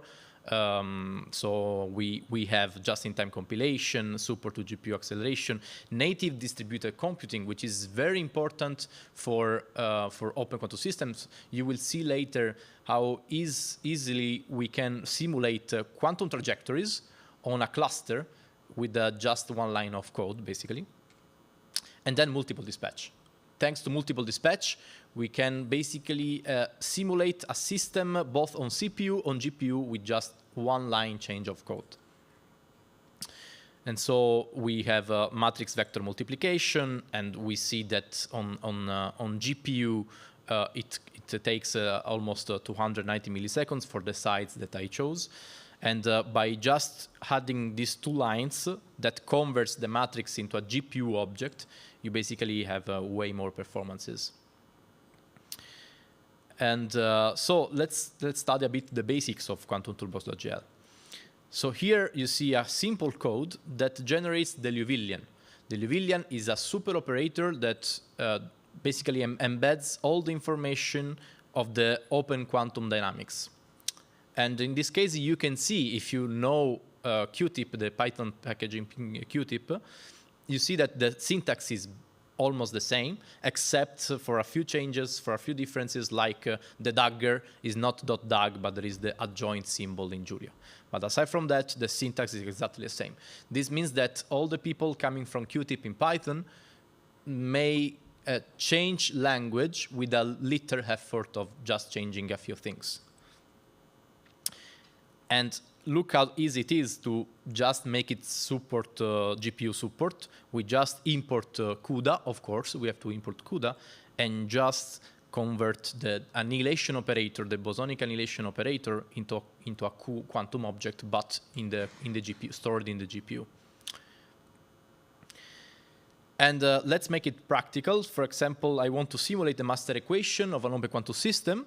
And let's do it with the driven James-Cummings model. So I have a single mode cavity field described by the operators A and A dagger. I have a two-level system described by the Pauli operators sigma z, sigma plus, sigma minus, and other Pauli operators. And then I have a drive. So this last term is the drive term. I am in the drive frame such that my Hamiltonian is time independent. That's why I have delta C and delta Q, which means they are the detuning with respect to the drive. So everything is time independent. And I had some dissipators. What I had a single photon dissipation. My cavity may lose a photon outside in the environment. And the environment may have some thermal population, may have some temperature. So that's why I have this N thermal here. And just because the environment has some finite temperature, I also have some incoherent pumping inside the cavity. So I had an additional jump operator, a dagger. And then I also describe some photon dissipation. So the photon itself can decay without emitting to the cavity, but rather emitting into the environment. And this is these are the lines of code used to simulate the master equation. we can see that we define the Hilbert space cutoff of the cavity field. The cavity is an harmonic oscillator, so in principle should have an infinite dimensional Hilbert space, but we are in a computer, so we have finite memory, unluckily. So that's why we have to define a cutoff. In this case, I define a very large cutoff, 150, because we are going to pump strongly the cavity and to see what happens. And then I define the annihilation operator thanks to the tensor products, sigma minus, sigma zero, all the Pauli operators. I define the Hamiltonian, the collapse operators as a list, the expectation value operators, same as Q-tip. So I want, for example, to compute the number of photons and sigma z as a function of time during the time evolution. I define my initial state, the list of times at which I want to simulate my master equation, and compute the expectation values, and that's it. And then I compute the master equation using MESOLVE, just like Q-tip. Most importantly, in the time list, I define some dt, some time interval, but the integrator doesn't have anything to do with the interval because it's an adaptive integrator. The interval is just needed for if you want to compute the expectation values. So the expectation values are computed exactly in the t-list that you put. This means that the integration fidelity doesn't depend on the time interval that you put in t-list. So that's it. For example, here we see the photon number as a function of time, and they are quite a lot. They are more than 40. And on a CPU, it took 1 minute on my laptop, but you can easily run it on GPU with 2 lines of code, and it runs in 4 seconds. You can also do Monte Carlo quantum trajectories. What are Monte Carlo quantum trajectories? You basically study the open quantum system dynamics, but in another framework, in the framework of quantum trajectories. Now we don't have any more density matrix that evolves, but we have a pure state, many pure states that evolves each one with each trajectory, each a quantum trajectory. And now it is a random process. So each trajectory, which is an evolution of a pure state, at some point may have a quantum jump, So a jump occurs, and then keep evolves again. And if you average among all the other trajectories, then you get exactly the same physics of the master equation. So they are 1-to-1. And so, for example, you can compute the probability to jump, which is, again, a random process at time t, which depends on the collapse operator and the state, pure state at time t. And then when a jump occurs, your state changes brutally in an indirect way. And this is the code used for running Monte Carlo quantum trajectories. Here I import the random package, just to show you that I can also set the random number generator in the case where I want to exactly reproduce the same dynamics, even if I run it within 2 months or after 6 months or 1 year, or in another laptop, another machine precision or whatever. I want to have exactly the same dynamics, which is again a random dynamics in this case, and the random number generator is very useful in this case. And here I run 50 trajectories, and this is the simulation of the photon number. And as you can see, they don't exactly match the master equation. Why? Because they match the master equation in the limit of infinite number of quantum trajectories. So in the limit of infinite number of quantum trajectories, the 2 lines converge. And here we just an additional argument, which is ensemble alg, and I use ensemble distributed. I'm able to distribute all these trajectories on a cluster. So with just one additional argument, I'm able to increase the performances of my simulation by at least 1 order of magnitude for sure. And this is very important because this means that I can run my simulation on my laptop. Then I decide to increase the Hilbert space dimension or something else that makes the simulation much heavier. And what you do is just copy, paste the code in the cluster. For example, if you have a Slurm cluster, And that's it. Everything is already working. So the quantum trajectories can be seen as a photon absorption from the environment. So can be seen as the environment as a detector, and this detector clicks, so a quantum jump occurs when the detector clicks. And this can be seen as a photo detection. But there is another way to describe losses or in general measurements. For example, on the left side, using, for example, homodyne detection. In this case, here I have a cavity. There are some photons in the cavity. If the photon escapes from the cavity, this photon is now mixed with a strong local oscillator, a local field, which is very strong. And then using some statistics, you can reconstruct the state of the cavity using this homodyne method, which we don't care to investigate further. But the important thing is that the two methods are describe exactly the same process of losing a photon, but analytically and numerically, they are described in a different way. In this case, we have the stochastic master equation. I'm not here to explain you how it works, but basically now it is not random but stochastic. So we have here the last term is dW, is a Wiener process, so it's exactly a stochastic process. So we don't have to use the ordinary differential equations, but we use stochastic differential equations. They are different. And we can basically also simulate homodyne trajectories very easily on Quantum Toolbox. Like in this code here, where I define the operator that acts as the detection operator, usually is the bosonic annihilation operator, because it's related to the photon loss.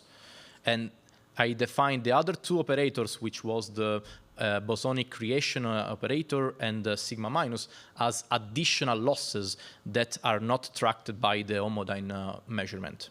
In this way, I again run the simulation with the SME solve, which means the stochastic master equation solve. And we can see again the simulation, and they match the master equation case, which is important. And most importantly, I can also extract the homodyne current, which is what exactly experimentalists measure. And here you can see the average of the master equation in the blue line, and in green you see the measurement over 32 trajectories of homodyne current trajectories. Another important feature is that Quantum Toolbox.gl integration method use differential equation.gl, so which means that they use a very powerful ecosystem and very well tested. And for example, one of the features of differential equation.gl is that it supports callbacks. So you can add a function that operates only if a specific condition is matched. And in this case, that's why I implemented the dynamical shifted Fock algorithm. What are the basics of dynamical shifted Fock algorithm? Imagine that I have a harmonic oscillator, and it is strongly driven. This means that most likely the field is a coherent-like state. So is a coherent-like state in the phase space, which may have a very large photon number, but still localized in phase space as a coherent state should be.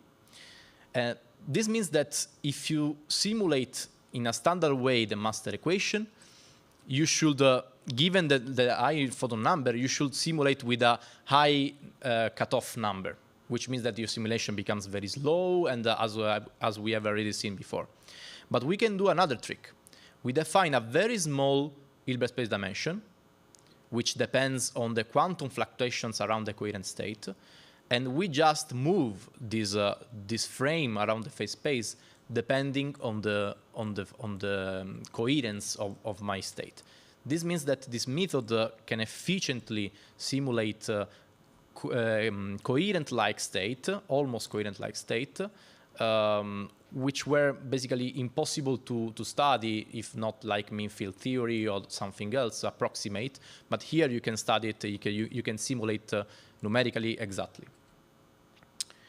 And the basic principle is very simple. I just had a callback in the simulation that checks the coherence of my system. If the coherence is larger than some threshold, then I apply the displacement operator inverted. So imagine that I have exactly a coherent state, so I have alpha. And if this alpha increases more than a threshold, then I apply the inverse of the displacement operator, and what I get is exactly the vacuum. So I'm mapping, again, a coherent state into something that has way lower energy in this new frame, of course. And what if the state is not exactly a coherent state?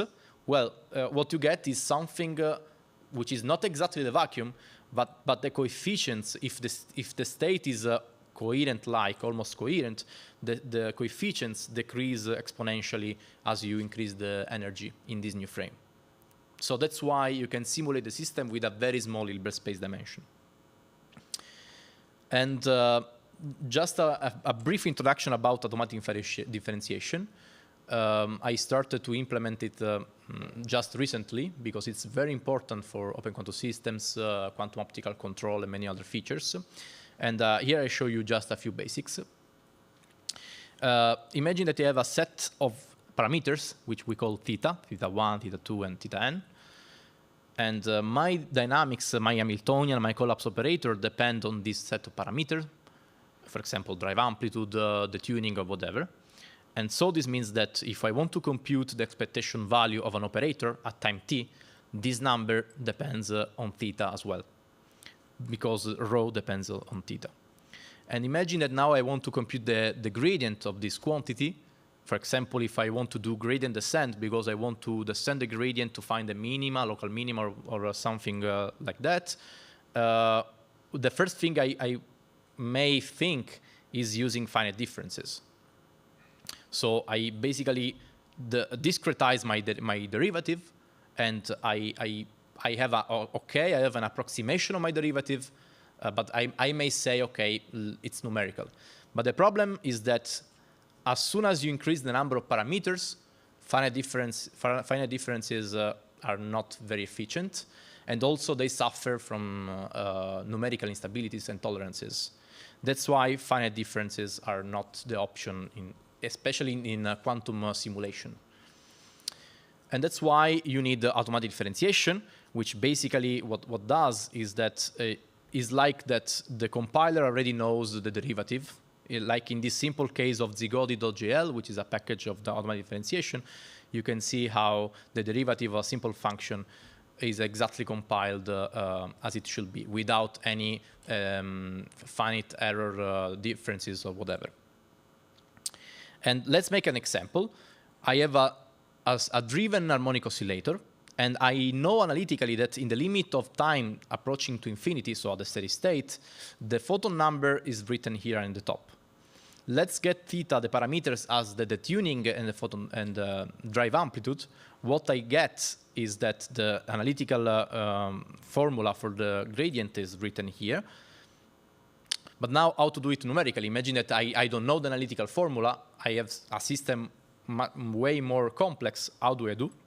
In Quantum Toolbox, we can take advantage of another package of the SciML ecosystem, which is SciML sensitivity, which basically allows you to differentiate an ordinary differential equation. And the main difference is that now I have to define my Hamiltonian as a Q objivo, where you can see that I define two terms. The first term is a dagger A, and the dagger A multiplies delta, which is the tuning. And delta now is a function, and this function has inside the parameter. Because again, I want to differentiate on the parameters of my system. And the same thing happens to A plus a dagger, which is the drive. And the coefficient of the drive is again another function which takes another parameter. And now I define the collapse operators, the Liouvillean, the initial state. And this function here is a function that just performs the master equation. So defines the time list and performs the master equation of the Liouvillean, initial state, t-list, and the parameters. And most importantly, we have to set the sense-alg argument from SciML sensitivity to have better performances, basically. And then, basically, we integrate for a sufficient long time. And we then return a DAG array at the last state. So it's not exactly a steady state solution, but if we integrate far enough, we get more or less the same number. And then we use zigoti.gradient to compute the gradient of this master equation. That's it. And we can compare the derivative of a DAG array with respect to delta, to the tuning, and we compare it with respect to the analytical solution, and as you can see, they match exactly.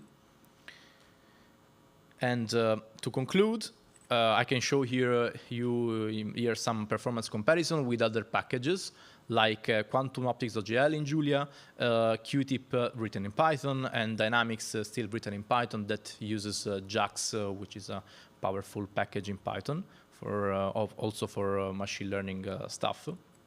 And as you can see, Quantum Toolbox.jl is very powerful. Of course, also Quantum Optics.jl is very powerful because both of them are written in Julia.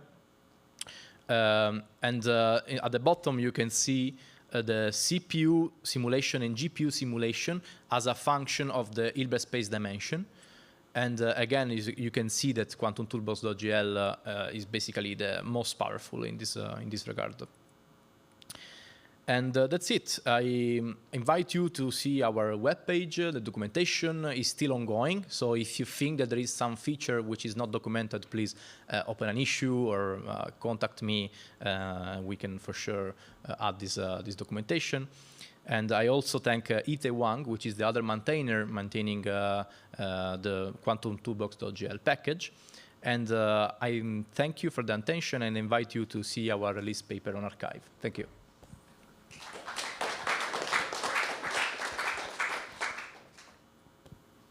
Questions? Yeah. Hi, thank you for your presentation. I'm especially interested in the automatic differentiation part and curious about how it's actually implemented. So you use Zygo, which is reverse mode AD, and to make it work, do you just store the computational graph and revert at each step for your time integration solver, or it is some more analytical method, or it's a combination of both?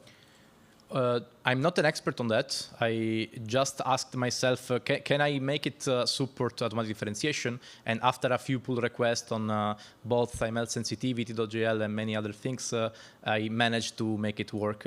But I know that there are many methods. For example, here you see that the method used is the adjoint method. I don't know the details, but basically you backpropagate your simulation in some way. If this is what you mean. Okay, I see. So, but if you want some information, there is SciML sensitivity package, and there is all the information about how to differentiate an ordered differential equation. It's very detailed, and you can understand how they do it. There are many other methods for that. I see. Thank you. Others?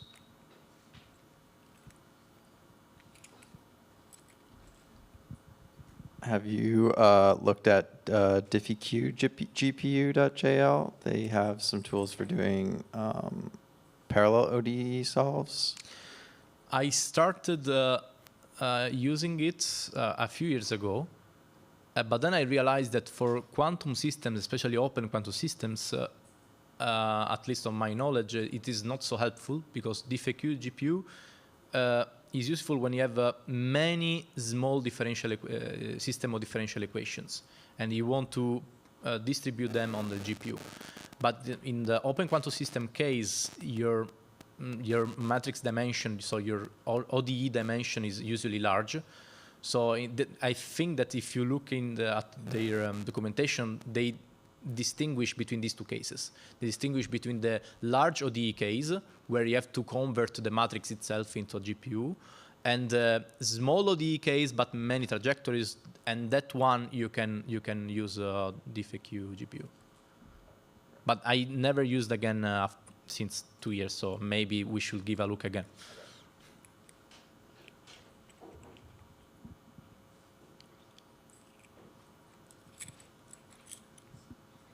Yeah, thank you for the nice presentation. I was wondering if the toolbox has some support, or if there are any plans to maybe have the option of swapping out some of the backends.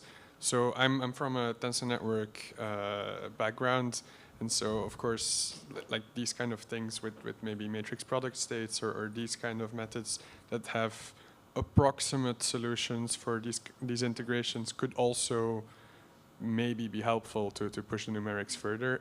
Is this something you've considered, or maybe can you comment a bit on this? You mean the direction of other ansatses like tensor network or whatever? Not now, but I think that I was starting thinking about it. It's not so simple, but if you have any idea, we can discuss later and maybe something interesting may emerge. Yeah, thank you. All right, let's thank our speaker again. Thank you. And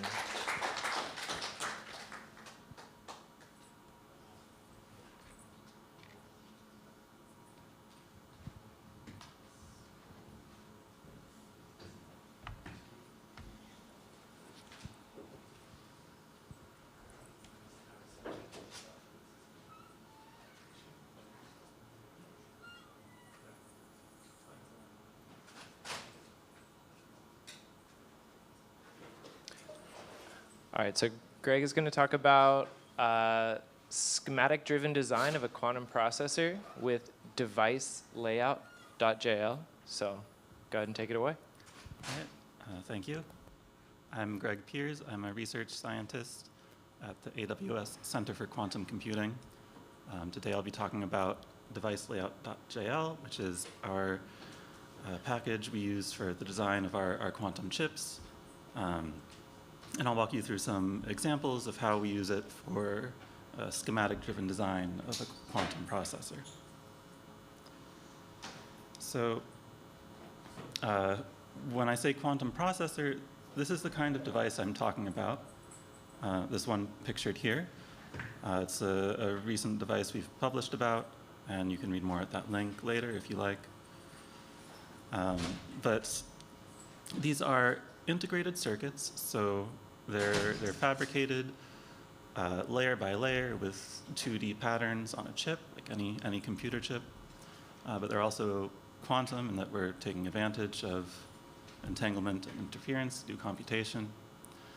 And the particular approach that we take at the CQC is to use superconducting qubits, and more specifically cap qubits, where the quantum bits, the physical hardware implementation, gets the quantum part from superconductivity. Some more background when I say schematic-driven design. This is the idea that designers work with many different representations of their device throughout the design cycle, going back and forth between them. These include geometry, or what we might call layout or artwork. It's a collection of 2D shapes with metadata. So in this little illustration here, we have a red shape that defines where we want to remove metal, and that'll define a nice little wire that flares out at the ends, a coplanar waveguide. And we also have a bunch of little purple shapes crossing over it in another layer. We also work with schematics. These represent the device in terms of its components and how they're connected together. So this drawing here, the dots are the different types of components, and the edges are how they're connected. And then we also have what I'll call models. These are the things that have the actual physics content that you need to simulate the device. And we work with lots of different models and different kinds of simulations. The kind I'll focus on for this talk is finite element electromagnetic simulation, like the one shown here. And the idea with schematic-driven design is basically that the schematic comes first. It's, as far as possible, your single source of truth for what the device is, and you use it to derive geometry and models. And it provides sort of the abstractions that designers want to think in terms of. Okay, so this package, devicelayout.jl, it's what we use for computer-aided design, or CAD, of our superconducting quantum chips. It's really a general 2D device CAD package, for 2D in the sense of layer by layer, like I said earlier. And it can also produce the 3D models associated with those devices for simulation. And this is the package that we've used for devices in our publications. And we open sourced it earlier this year. You can find it on GitHub. And our goals in developing this package are that we want to be able to iterate on devices and scale to large quantum processors as quickly and easily as we can. And so there are three sort of focus areas that I want to highlight in this talk, that our development is centered around to help us with that. So I want to say, like, how fast and how smoothly we do this is not so much about running fast layout code, although that's also nice. It's more about working with the right abstractions and reducing the number of manual steps in order to accelerate the entire design cycle. So first we'll talk about schematic-driven design, and I'll illustrate it with one of our tutorial examples from our documentation for the layout of a quantum processor. We also need our layout tool to integrate into an electronic design automation pipeline. So I'll show what I mean by that as well. And finally, we want to be able to scale to large collaborations where we have many designers and non-designers contributing to device design.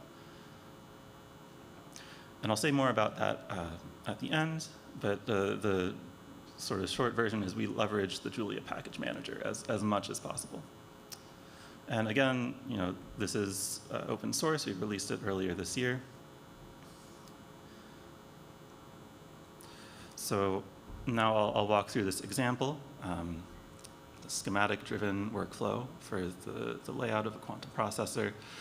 This example is based on devices from the Quantum Device Lab, led by Andreas Wallraff at ETH Zurich, and in particular, based on this 2022 paper by Sebastian Krinner and co-authors. The pictures shown here are two different representations of the device geometry. So they're the final products of this example. This is just a preview, and I'll now walk through how we get there.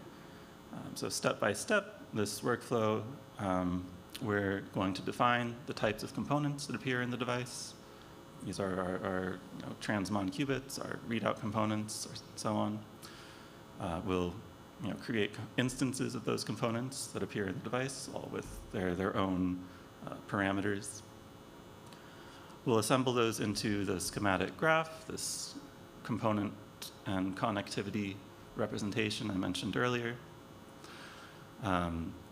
We'll plan the schematic, which takes that graph and figures out the position and orientation of each component.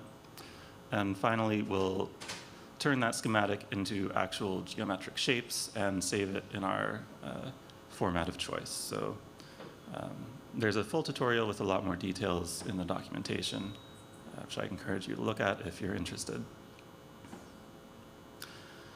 So we'll start by defining component types. These are subtypes of component, and they have parameters, geometry, and hooks. So the example here is this star island component. Geometry is shown at the right, where the purple region is where we want to remove metal, and that defines this star-shaped island of metal, and that'll form the capacitance of a transmon qubit. So what we do, we define this star island struct. Do I have a laser pointer on this? I do. Okay. Using this compdef macro. So this is based on the @kwdef macro from base Julia, which gives you a keyword constructor with defaults. Keywords are your fields. Then our component parameters are just these fields, typically like geometric parameters like lengths and radii. And then we have the geometry function. I've left out the hard part where we actually calculate where the corners of this shape are, but once we have those, we create a polygon for this inner island contour, a polygon for the outer contour. We take the difference between them. We apply a rounding style to the corners, and this comes from the device parameters. And then we place it in our coordinate system in a certain layer, here the metal negative layer.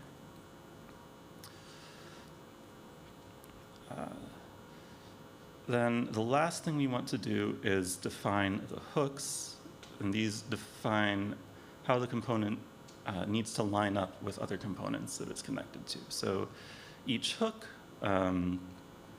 is defined by a point and a direction, and each one has a name. And we define these by implementing a hooks method for this component. And I know this isn't super readable. Some of these are overlapping. It's drawn using one of those weird polygon fonts, like it's just another fabrication layer. That's because I've drawn this using this helper function, annotated geometry. That's just to easily visualize. It doesn't look great in every case, but you can see that, for example, we have this hook at the origin, called origin, pointing right. We have hooks around the circumference of this, coupler 3 at the bottom, coupler 4, coupler 5, and so on. And then when we connect this to another component, we basically say which hook on each component needs to line up with the other, and they need to sit on the same point facing opposite directions. Okay, next we want to create the instances of the components that actually appear in this device. Basically assign our parameters to create concrete components. Like I said, there's a keyword constructor, which is nice for single components. For arrays of components, which are common in these devices, we also have this @component macro. So here we're creating a 5x5 array of qubits. The star qubit component, which composes the star island with some other stuff. And this is convenient because if we have arrays of parameters, like this, say island inner radius is a 5x5 array with different inner radii potentially for each qubit, and we just have this sort of broadcasted keyword assignment syntax so that each qubit gets its own parameter. And then we also have non-broadcasted assignment where all the qubits get the same parameter. And we do that for each kind of component, our qubits, our readout components, and so on. And in my drawings here, I'm going to represent these as dots with different colors for the different types of components. The next step is to assemble the schematic graph. This is the components and how they're connected. So there are three verbs, three functions that we're using here. There's add node, which it adds a vertex to the graph and associates a component with that vertex as metadata. We call this vertex plus metadata a component node. There's fuse, which takes an existing component node and a hook on that component, as well as either another component node and hook, or a new component to add and create a component node and then hook to the other. So here we're saying the readout hook on the qubit node, and we're going to add a readout component and attach it using the qubit hook on the readout, so they line up. And then the last one is route. It's a little more involved, but basically we're saying I want to connect this hook on this component to that hook on that component with a path. I don't know where those hooks are going to be right now, but I can say I want this path to follow a certain rule. In this case, It'll go straight and make 45-degree turns with a minimum bending radius. And then I also say, what's the style of this path? What does the cross-section look like? And what layer is it going to be drawn in? And that inserts a route component in between these two components. That'll, once those components are placed, it can be resolved into a concrete path following the rule that I specified. Okay, so the next step is to get that spatial information, what we call plan. And it turns out we've done all the hard work already. All the information we need to do that is in the schematic graph. So this plan function takes the graph, creates a schematic, which is our object that contains both the graph and this spatial information, the position and orientation of each component. And the last step is to render and export the layout. So rendering is turning our components into shapes.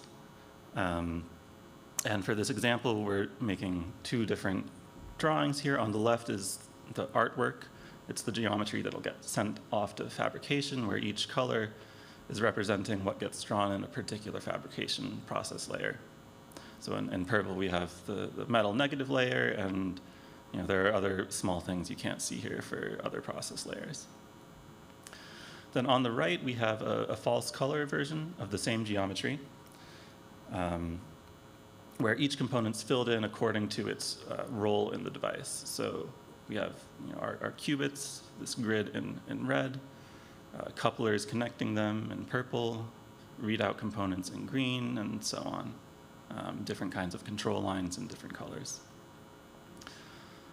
So the way we do this then is we create a cell for the artwork. This is a kind of coordinate system corresponding to the GDS2 backend. It's a format commonly used in fabrication. We render the schematic to that cell, and we say we're targeting our planar fabrication process. So this target is an object that has the information about fabrication layers that we need to make this drawing, and so on. Then we save it to GDS. You're looking at a PNG. PowerPoint doesn't know about GDS, but that's what the code does. And then for the false color layout, well, the tutorial has this helper function that does this filling in according to component roles. And we save it to a PNG. And this is just meant to illustrate that we really do connect our schematic level information with the geometry. That allows us to do this. And so there's more stuff I skipped in the full tutorial. There's schematic design rule checking, where you can make sure using your information in your schematic that you don't have components that have invalid rotations or connections. We have autofill or dummy fill. Often you want to fill empty areas in your layout with a pattern. In this case, we have little dots for flux trapping. It's basically a raster operation. And lastly, we can automatically detect path intersections and insert crossovers. And that's what's illustrated here.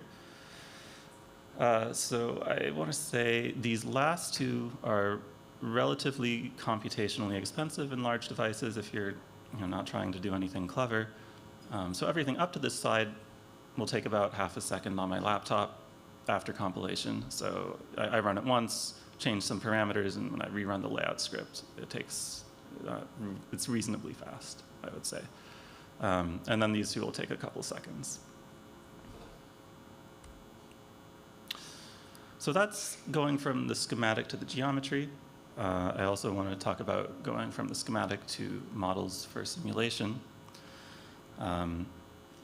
So from that same schematic data structure, we can render a 3D model shown here and mesh it with a 2D slice of the mesh, also shown here. And we can also use the schematic information to configure the simulation. So things like materials, boundary conditions, what's a conductor, what's a port. And then we use that for finite element simulation. At the CQC, we use Palace. It's a tool for parallel large-scale finite element electromagnetics. It's not in Julia. It's very cool. If you want to check it out, it's on GitHub as well. It's developed at the CQC as well. And here I'm just showing a few illustrations of some of the eigenmodes of this device.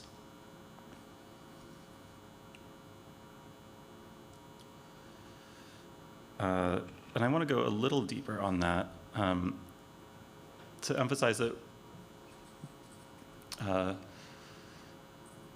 because we've set things up this way, we can really use design intent when we're creating these models. There's no like intermediate step where information is lost. So we use the schematic information to configure the model. We can associate ports or particular boundaries with particular components. We can also use this to do mesh sizing in a somewhat intelligent way. So, for example, we have this coplanar waveguide bend drawn on the right. And when we're making this 3D model, it's not just a polygon, right? We know that it's a coplanar waveguide, so we can say, this is an appropriate mesh size to start with for a coplanar waveguide of these dimensions. And we can also have designer annotations, like I want the edges of this capacitor to have an extra fine mesh. And this also means that we can represent exact curves in this model and mesh them with high order elements. You can actually do this for arbitrary curves in your layout by approximating them as cubic B-splines, which is kind of fun. Okay, and then there's another example, and I'm taking this from a more detailed tutorial in the docs of closed loop optimization, where we're changing the parameters of a transmon and resonator to target certain frequencies. So we start out with this geometry on the left, where we have some random frequencies. We want them to be 3 and 4 instead, let's say. And then we have this closed loop where we make our model in device layout. We call out to Palace. That tells us what our frequencies are. And then orchestrated by our optimizer, it'll select new parameters to try in the next iteration with device layout.jl. In this, we're using one of the Powell's method implementations from prima.jl, or via prima.jl. And we end up with this final geometry where everything's a little bit longer to lower the frequencies. So I said earlier, our goals are iterating and scaling quickly and smoothly. I gave this example of the schematic-driven workflow and talked about electronic design automation. The third thing I mentioned was scalable collaboration. And this is maybe not as computationally interesting, but it's also very important. So the way I'll try to illustrate this is we organize our process design kit as a Git repository. And this contains things that are all Julia packages. So there's a mypdk.jl package that contains things like process layer data and design rules. A lot of this information often comes from the fabrication team. Then we also have packages for different families of components. So our star transmons, spiral inductors that can have different contributors. So I'm trying to say like each color of the border is a different person up here. And then when we make a design project, it's a Julia project. It has a project and a manifest file. It's And you can have different people doing different things because the schematic-driven workflow allows this like very modular collaboration where someone's optimizing the transmons and someone else is tuning up the resonators, someone else is floor planning. If we have like another stream of devices where we improved on our resonators, you know, that can be as simple as updating the version of our spiral inductors package. And with that, I just like to acknowledge that this is possible not just because of Julia, but because of the entire ecosystem. I'm not going to read all of these out, but we're composing with types from other packages. We're doing computational geometry. We're trying to think carefully about tooling, and we're using also non-Julia packages that have Julia wrappers or APIs. I want to say we're open to contributions, including or especially from people who are not quantum hardware experts. I say that because I think we would like this to be something that's valuable to the community at large, not just like this is the CQC tool for the CQC devices. But that's basically the story here. So there's also a sponsor talk tomorrow morning. I'll say a bit more about developing quantum hardware at the CQC. But other than that, thank you for your attention.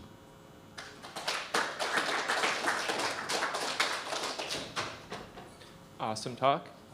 Questions from the audience?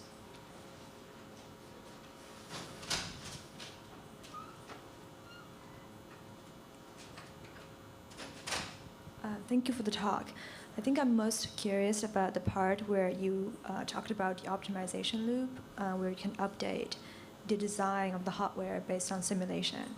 I'm wondering about, for example, if you have validated your designs through experiments, if you fabricate the same device, do you expect the properties of the qubit to be the same as you simulated, if there's room for improvement in the simulation model itself?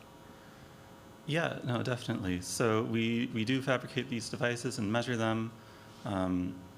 There's always some variation in the fabrication process, so that's one reason we don't always measure what we designed.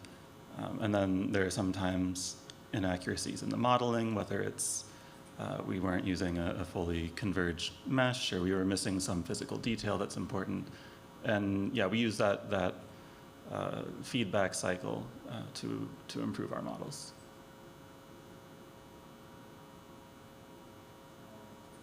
Oh, okay, yeah. Quick one. Do you think finite element simulation is sufficient as the model to guide the design and fabrication process? It does a good job for electromagnetic design. For quantum properties, we do need to bring in other tools that do circuit quantization, quantum simulation, and so on. Thank you. Yeah.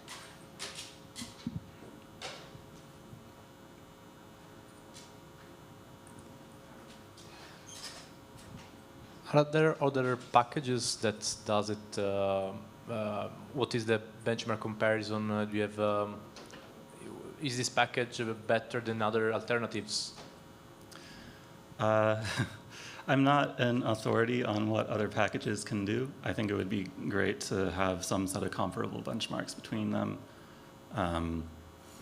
But there are Python packages like GDS Factory or Qiskit Metal that do similar things. And is it faster or I have not easier? Implemented the same design in any of these. But again, I think it's reasonably fast. We're not so worried about how fast we can read polygon data from disk. We want to make sure that the design cycle is fast.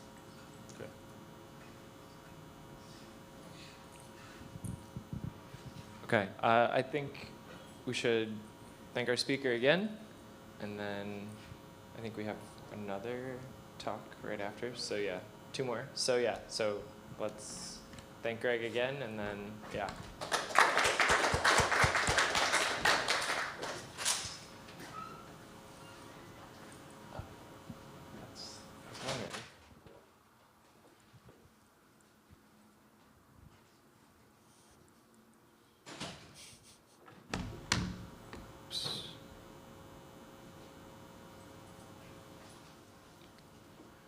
So I think we can welcome Andrew back for round 2. Is this Gabs? Yeah. Yeah, all right. For Gabs.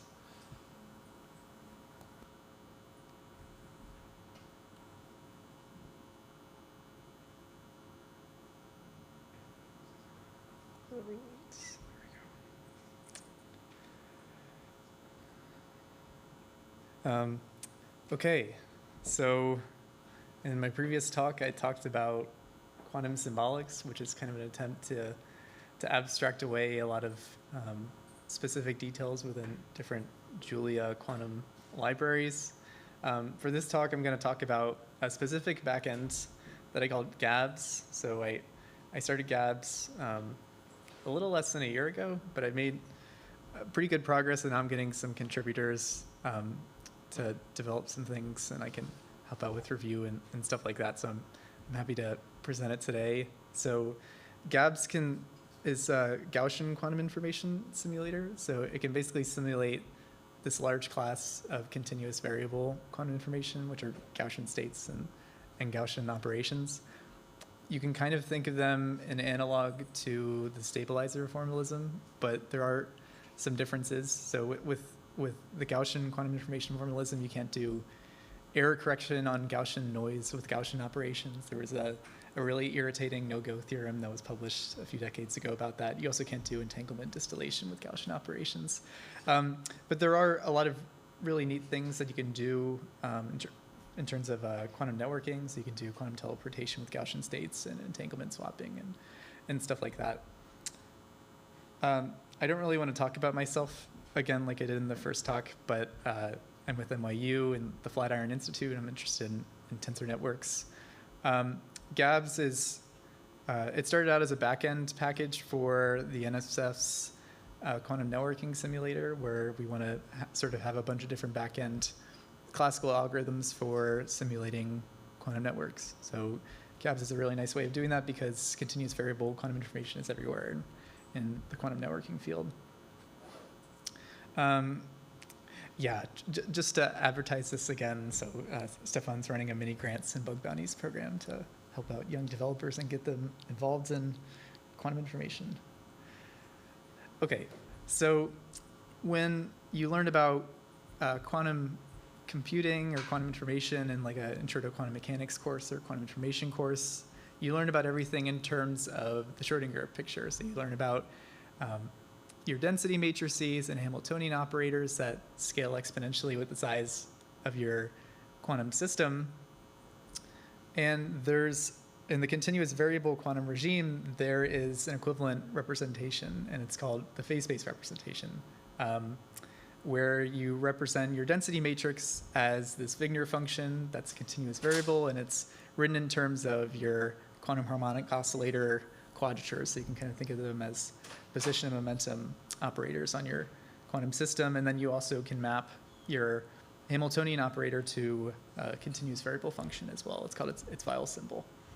The Wigner function is really interesting. So it's considered a quasi-probability distribution. So it can take on negative values, and a lot of quantum information scientists use that Wigner negativity as sort of a quantum resource because so you can think of like cat states, which we saw earlier in the Piccolo talk, or GKP states. They all possess some sort of Wigner negativity if you look at them in the phase space. But the problem with this is that to introduce that Wigner negativity, you need to inject some sort of nonlinearity in your Hamiltonian that describes like the evolution of your quantum system. And those nonlinearities are really challenging to resolve, right? Because you can get really, really fine quantum interference effects. And also with those nonlinearities, there's a ton of squeezing, which is also really challenging to resolve as well, especially if it squeezes out of your sort of phase space picture. So there's no free lunch there. And it's not really a workaround, but you can still describe like a large class of these states just in terms of their lowest order statistical moments. So what I mean by that is you take your quadrature operators of your multi-mode quantum harmonic oscillator system and you characterize them in terms of like their expectation values and variances. So these are your low order statistical moments, right? So you have a mean vector for a multi-mode system and then you have a covariance matrix. And importantly, that scales like n squared rather than your really bad 2 to the n. So you can imagine, you can describe hundreds or maybe even 1,000 quantum harmonic oscillator modes as long as you're evolving them under some sort of transformation that preserves that Gaussian character. So that transformation is called a Gaussian operation. So there's unitary transformations that in the phase space resemble symplectic operations. So you might have heard of that from your classical mechanics course maybe. But you can also have bosonic channels that are Gaussian and also do measurements like homodyne measurement, or you can even make those homodyne measurements noisy and make them and generalize them to heterodyne or generalodyne measurements. And just to give some examples of these different states and operations, so Gaussian states, there's coherent states, there's bosonic thermal states, there's single mode and 2 mode squeeze states, and then some Gaussian unitaries are like squeezing and displacement operations and phase shift and beam splitter operations. So that's kind of the regime in which GABS works in. So we have some important types. So we have like Gaussian state and Gaussian unitary types, which kind of makes sense. And really they're just wrappers around different Julia arrays. And the only thing that you sort of need to keep track of is sort of the symplectic basis of your multi-mode system. So really what that just kind of entails is like how you sort of order your phase space variables. Like maybe you can order them pairwise like I'm doing here with this quad pair basis type, and here the 2 corresponds to like 2 modes in your quantum harmonic oscillator system. You can also do like blockwise ordering, and in the future I want to do symplectic bases for like creation and annihilation operators as well, although there's some problems there with asymmetry. I implemented this detail because in sort of the continuous variable quantum information literature, there's not really like a nice convention in which you like order these things. So it's really easy to encounter bugs if you don't keep track of your symplectic basis. So that's just kind of a detail, but if you don't really care about it at all, you can just kind of pick a basis, and then as long as you define like the number of modes in your quantum harmonic oscillator system, you're fine. Do we want to say anything else? Okay. I don't have extreme benchmarks to different packages. One, because there's not a Gaussian quantum information package in Julia, and I haven't done any benchmarks with Python's Penny Lane. But just to give a taste of how powerful just this efficient simulation framework is, here I created a random unitary Gaussian operator, and I applied it on 1,000 Gaussian state, or 1,000 mode Gaussian state, and it happens in 1/10 of a second, so that's pretty powerful. You could never do something like that with a state vector formalism or like even tensor network methods. And because this framework relies so much on just linear algebra operations, I wanted to make sure that you could just pass any sort of array that you want into your Gaussian states and operations. So here I'm importing in static arrays, which is a nice package in which you can do really efficient computations with small matrices and vectors. And here I just pass in SArray into this random state function, and then it creates a Gaussian state wrapped around a static mean vector and static covariance matrix. And it turns out like for any predefined function in GABS that creates some sort of Gaussian state or operation, you can pass in this any custom array type you want, and it'll support that. And that includes also like doing operations between these different objects as well. It'll preserve that, that custom array type. Okay, so let's get into the symplectic analysis. I talked about it earlier, but I'd like to go into a bit more detail since I've done a lot of work with this. So a Gaussian unitary, you can think about it, like I said, in terms of a symplectic operation on your phase space Wigner distribution. And when I was developing this package, I was kind of hard coding all these symplectic operations, and then I realized like there's no Julia package for handling symplectic matrices, and I couldn't find anything else in like Python or C++. So I made a symplectic matrix package. So just to define a symplectic matrix in case you've never heard of it. So there's this thing called a symplectic form, which is this, the matrix that I actually expressed. And it's like a non-invertible skew symmetric matrix. And a symplectic matrix is basically one that preserves the congruence of that symplectic form. So the reason why this is so important in like Gaussian quantum information is that this preserves like the canonical commutation relation if you have like a bunch of quantum harmonic oscillator modes. So in symplectic matrices, I basically defined all of these custom array types. So here I have a symplectic array type, which keeps track of the symplectic form because it can take a lot of different variations, and then you can create a bunch of symplectic matrices. You can also, and I think this is the key feature about the package, is that I put in a ton of support, and it's all Julia hard-coded for doing a bunch of fancy symplectic decompositions on symplectic matrices. So just to give an example, so there's a decomposition called the block Messiah decomposition. It's also known as the Euler decomposition, where you can basically factorize a symplectic matrix in terms of an orthogonal symplectic matrix times a diagonal matrix with its so-called symplectic eigenvalues times an orthogonal symplectic matrix.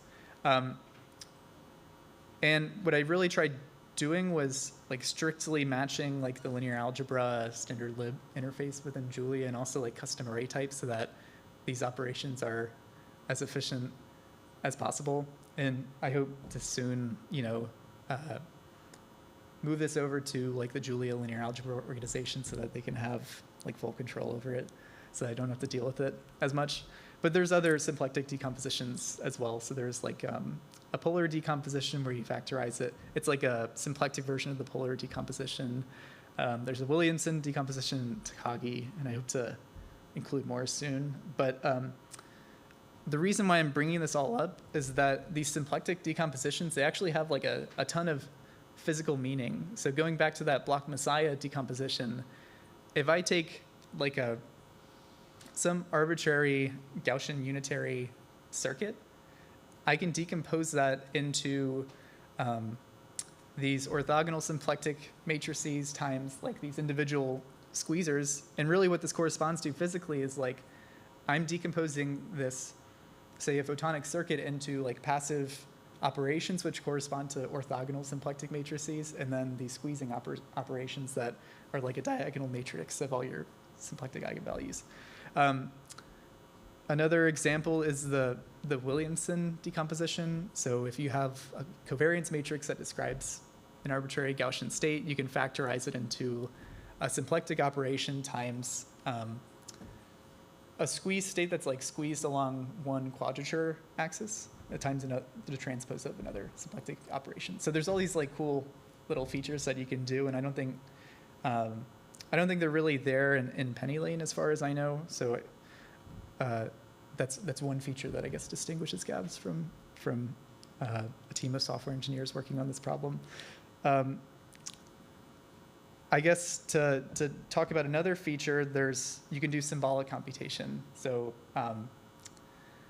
I talked about this earlier in the talk, but I'll discuss it again, where you can kind of set up these symbolic quantum expressions and then convert them to your numerical backend of choice meaning the backend supported in this package called quantum symbolics.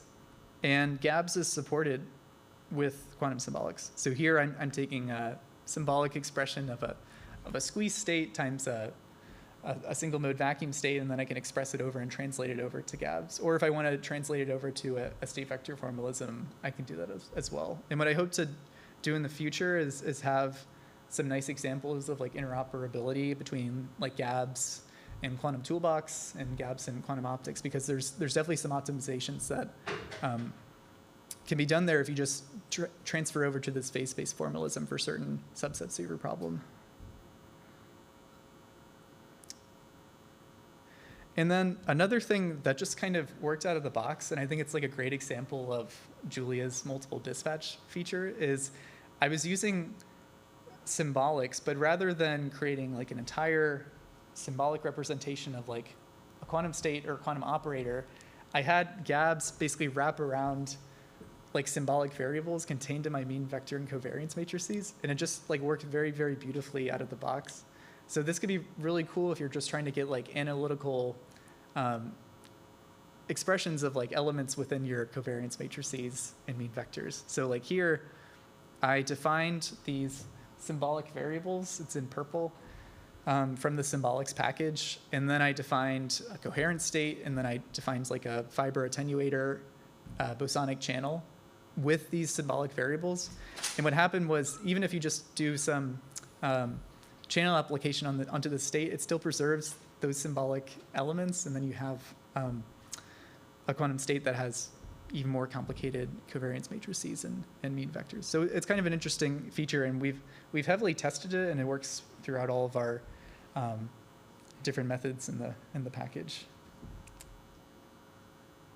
I wish it would work for symplectic decompositions, but it's rather challenging to do like symbolic factorizations and stuff like that, especially for like many mode quantum systems. There's this theorem called the Abel-Ruffini theorem that basically prevents you from doing like these sort of symplectic decompositions for like more than 4 modes. But yeah. Yeah, and as I talked about before in the quantum symbolics package, so GAPS is part of quantum interface, which is basically a package meant to have different inner workings between sort of these back-end Julia packages. So maybe you can have conversions from quantum optics to GABS, or convert directly from a symbolic representation to a numerical representation, and that kind of stuff can go all under the hood of Quantum Savory, which is this networking simulator that sort of abstracts away all of those things. Okay.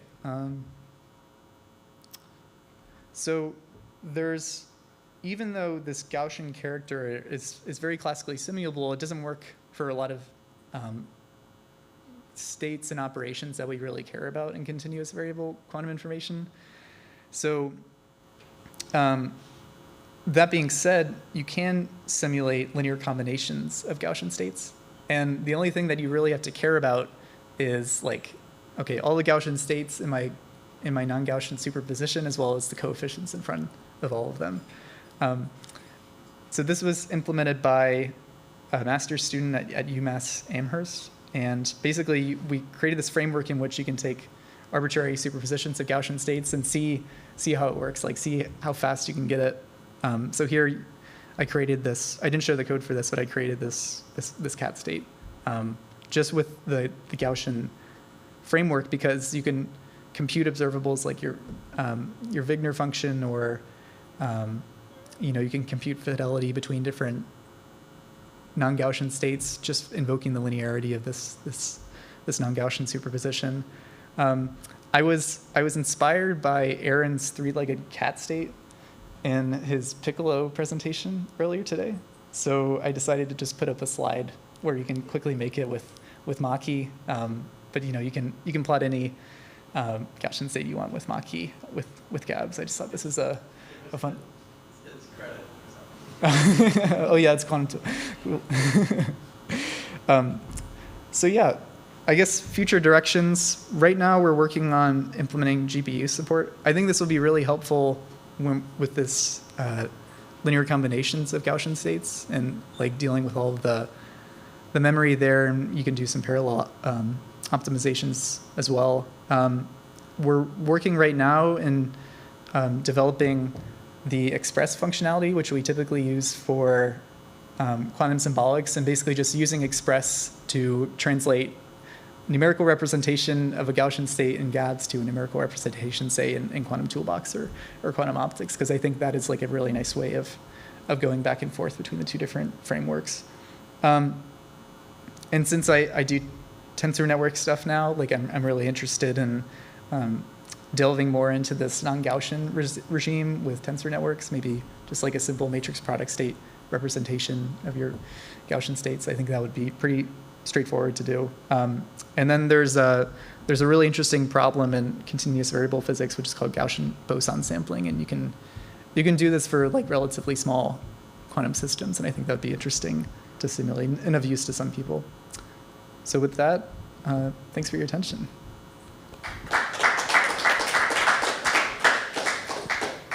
Any questions?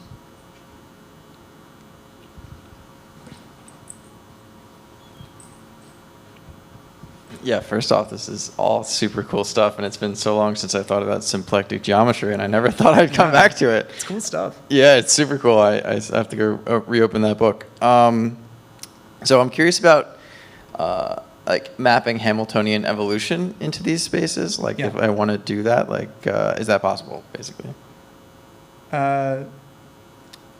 Yes, as long as the Hamiltonian evolution corresponds to a symplectic operation in phase space. I don't really understand like what you're. Okay. Maybe we talk about this after. I want to control in this. I want to basically control these things in this representation, because this seems like a very nice representation. But like, if I have a Kerr-Cat Hamiltonian like with these terms in it, with control terms in them, like would I be able to map that into like some representation that would be able to act on this n squared representation of the Gaussian state if I wanted to like constrain it to remain Gaussian? No, not a Kerr-Cat representation. I mean that because there's nonlinear terms, right? Yeah, okay. And you can't simulate nonlinear. But without nonlinear terms, you could. Yeah, absolutely. Yeah, but I'm very interested in sort of those slightly non-Gaussian Hamiltonians like Kerr, Gates, and quartic Hamiltonians as well, because I think there's definitely low-hanging fruit in representing them with like matrix product states, I would say. Yeah. Cool.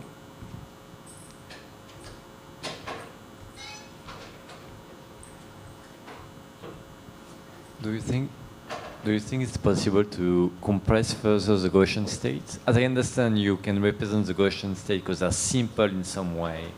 And do you think the representation you have of them is optimal, or can you use more using the structure of the symplectic group itself? Do you think that's possible? I didn't hear the first part of the question. As I understand, you make use of the fact the symplectic states are simple in some way, therefore you can efficiently store them because they are simple structure. And my question is, do you think you are optimal in your storage of these states, or would it be possible to be even more compact using the structure of the symplectic group? I don't think you can make it any more compact with this Gaussian state formalism. Obviously, I'd be very interested in using that the symplectic structure for like matrix product state representations and seeing if there's some interesting decompositions you can do there. But I think for Gaussian states, it's as compact as you can get. Yeah.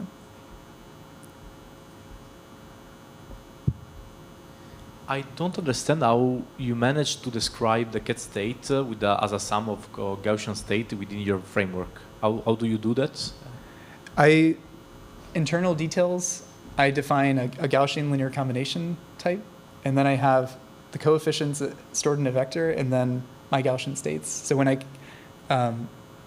compute like a Wigner function, I'm just computing products of the Wigner functions of each term in my linear combination. Okay, so you can describe a very large photon number of cat state very efficiently with this. Oh, nice. It's pretty efficient too. Like I quickly timed this plot, and it took like 100 milliseconds or something. Nice. Yeah.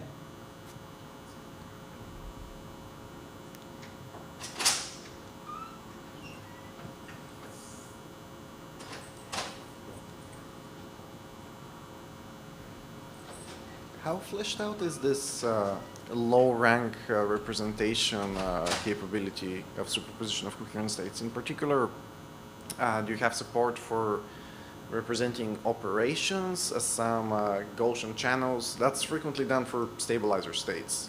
You represent your operation as a sum, as a channel, as a sum over, say, poly operations, and you have some rule for how your superposition of stabilizer states grows. And sure, it becomes more and more expensive, but it's neat.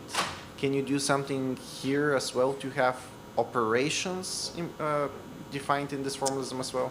I have not. I think it'd be really interesting. Yeah, I don't. But I mean, you can apply any Gaussian operation on these superpositions because it's pretty easy to do. You're just applying them one after the other. Yeah, I'm thinking more about... Yeah, I know. No, I haven't. I don't know how hard that would be. Probably not too hard. But. Well, there is a hackathon on Saturday. yeah. Any more questions? Okay. Let's thank speakers again.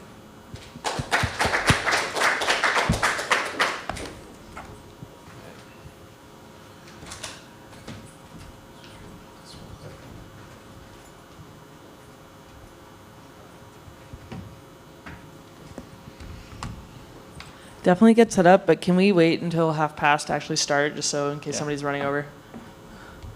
I'll just make sure it works. Thank you.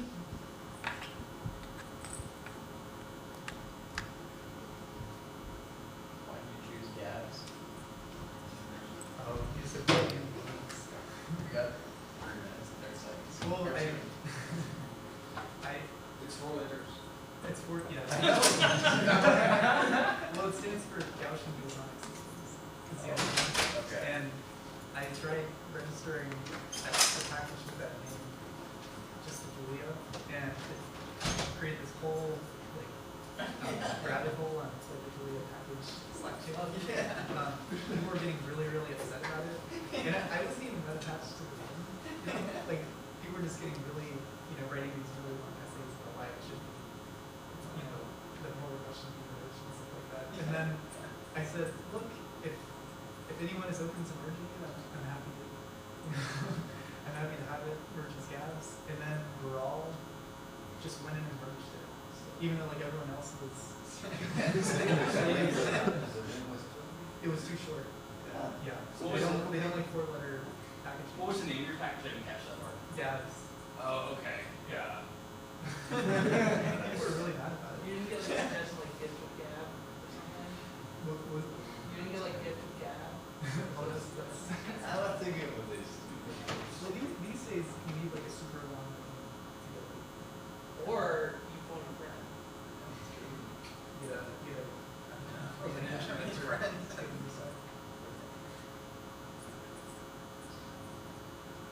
I don't have merch powers on package.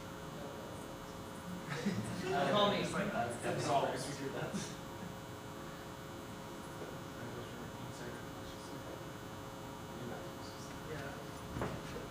I mean, I would be merging stuff up for grades, but Oh, yeah. Okay, so there we are. Nice. All right, so I think with this, we can just welcome our last speaker of the first session. So Matthias is going to talk about waveguideqed.jl. And I think with that, the floor is yours. Yeah. Take it away. So as you might have guessed, I'll talk about a Julia package, and it's about how you model propagating photons. And I gave a similar talk with fewer details a while back at the Quantum 2.0 Optica conference, and there I had to convince the audience that switching from Python to Julia was not that difficult. But luckily, I guess I won't have to do that today. So let's start with the title of the package as well, Waveguide Quantum Electrodynamics. So it's the description, the physical description of propagating quantum states of light. And we are interested in modeling this because in basically any quantum technology where you want to mediate quantum information between channels, you will most likely use photons, and they are, well, propagating. So if you're, for example, entangling 2 photons on a, I have a pointer here, on a quantum dot or an emitter, that's sort of within the description. But in more general terms, if you have like some propagating state that hits a localized quantum system and then scatters in some way, that's also within the description. You can also have interference phenomena, so 2 photons hitting a beam splitter. If you want to calculate the indistinguishability, well, you can ask yourself what's the sort of temporal overlap, and that will also give you the indistinguishability. You can also have more exotic systems, such as the one I showed here, where an emitter emits, and then the pulse hits a mirror and comes back at a later time. So that's like sort of more exotic feedback effects. And that's sort of all within the description of waveguide quantum electrodynamics. So some physical systems to keep in mind could be photonic crystal waveguides. So here you pattern holes that make the light propagate in a certain direction. And then if you embed, for example, a quantum dot, this is a semiconductor structure that mimics a 2-level system. So you can basically just think of it as an emitter. So that's one physical system that you could consider, but also superconducting qubits. The microwave photons that travel between your qubits, they are also propagating in nature. There are also nanowires and plasmonic nanowires where you have emitters or a dimer coupling to like some waveguide channel. That's also another physical system. When we want to describe propagating states of light, there are a few challenges, computational challenges that we face. So first of all, this is how you would describe the state. So this is an integral over some frequencies. You have a wave function here, describes the probability of being, or the photon being in that state with a certain frequency. And this W dagger is creating a photon at that particular frequency. So because the photons are finite in time, they are also multimoded, so they are composed of multiple frequencies. That's sort of like the Fourier relation. And that also means that if you have a localized system or emitter, you couple to continuous amount of modes, and that's sort of difficult. So pictorially, you can think of a 2-level system coupled to a continuum, so infinitely many bosonic systems. That's sort of difficult. If you computationally try to represent this, and you just want to, let's say, bin your propagating photons into 100 bins, you will immediately, just describing a single photon, use an absurd amount of memory. Again, here you're doing it in a naive way. You can do better, but it's just to sort of illustrate how difficult it can be. It gets worse if you want to represent a 2-photon state, then you have 2 integrals, and it sort of continues this way. So naturally, there have been a lot of different computational methods that try to get rid of these problems and actually be able to simulate it. And here I've collected a little list that's sort of like an overview. And I won't be going through all the different methods and how they do, but I want to highlight a few things. So many of these tools are, let's say, one-off solutions to particular problems. And what we strive to do in waveguide QED is to have a more like a model or like a component-based thing so that the user can, for example, define their own Hamiltonian of the local system, and then we sort of just provide this waveguide description. So the major limitation of waveguide QED is that we can only describe 2 photons. So that's, of course, one of the parameters you should consider. Luckily, we can have feedback effects. That's not always easy because you have these complicated delays. The output is the full quantum state of the propagating state. That's sort of relevant if you do sort of quantum computation and you want to know the exact state, whereas sometimes it's observables in some of these frameworks, and it can get, things just get more complicated in that way. Sometimes the inputs can also be restricted. They are not in waveguide QED. And then the final thing is sort of the availability. It's open source and you can actually use it, whereas the other things are more in-house local things. And finally, I also think that it's just kind of intuitive and nice to work with, but maybe I'm biased. So anyways, let's talk about what we do in waveguide QED. This is the Hamiltonian I introduced before, and it's sort of like the main workhouse. It's how we interact between the local quantum system and the waveguide photons. So let me just walk through what happens here. Well, 2 things can happen. You can annihilate a photon from the waveguide, and you can create an excitation in a localized system, or you can have the opposite occur. You can create a photon in a waveguide and annihilate an excitation from the localized system. And of course, that can happen with all the modes. if we assume that the interaction between all of these different modes is the same, this is generally a good assumption if you haven't done anything fancy with your electromagnetic environment, such as phonoresonances or stuff like this. Then we can move into a time picture instead, and this changes the complexity quite a lot. Now we have, instead of coupling to a continuum of many modes, we just have a time-dependent problem. And as we'll see, this enables us to do some like nice exploitation of the structure of this Hamiltonian. And now, of course, the photon, the natural way of describing the photons is in time. So we can now think of the photons as bins in time instead of frequencies. And that brings me to how we represent the photons and how we've sort of made this in an efficient way. So as I just introduced, we go from having an integral over frequencies when we describe our photon state to an integral over time. So now this wave function here represents the probability of observing a photon at a particular time. This is already sort of related to when I said that it's more intuitive. Humans are sort of better at thinking about time than we are frequencies, I would say. And naturally, when we want to represent it, we have to discretize it in some way. So when we put it on the computer, it's actually a vector here, and then you can sort of see each of these bins has a certain magnitude, and that's how we represent the pulse. And of course, it's represented this way. So now we have operators that are discretized and create a photon at that particular bin in time.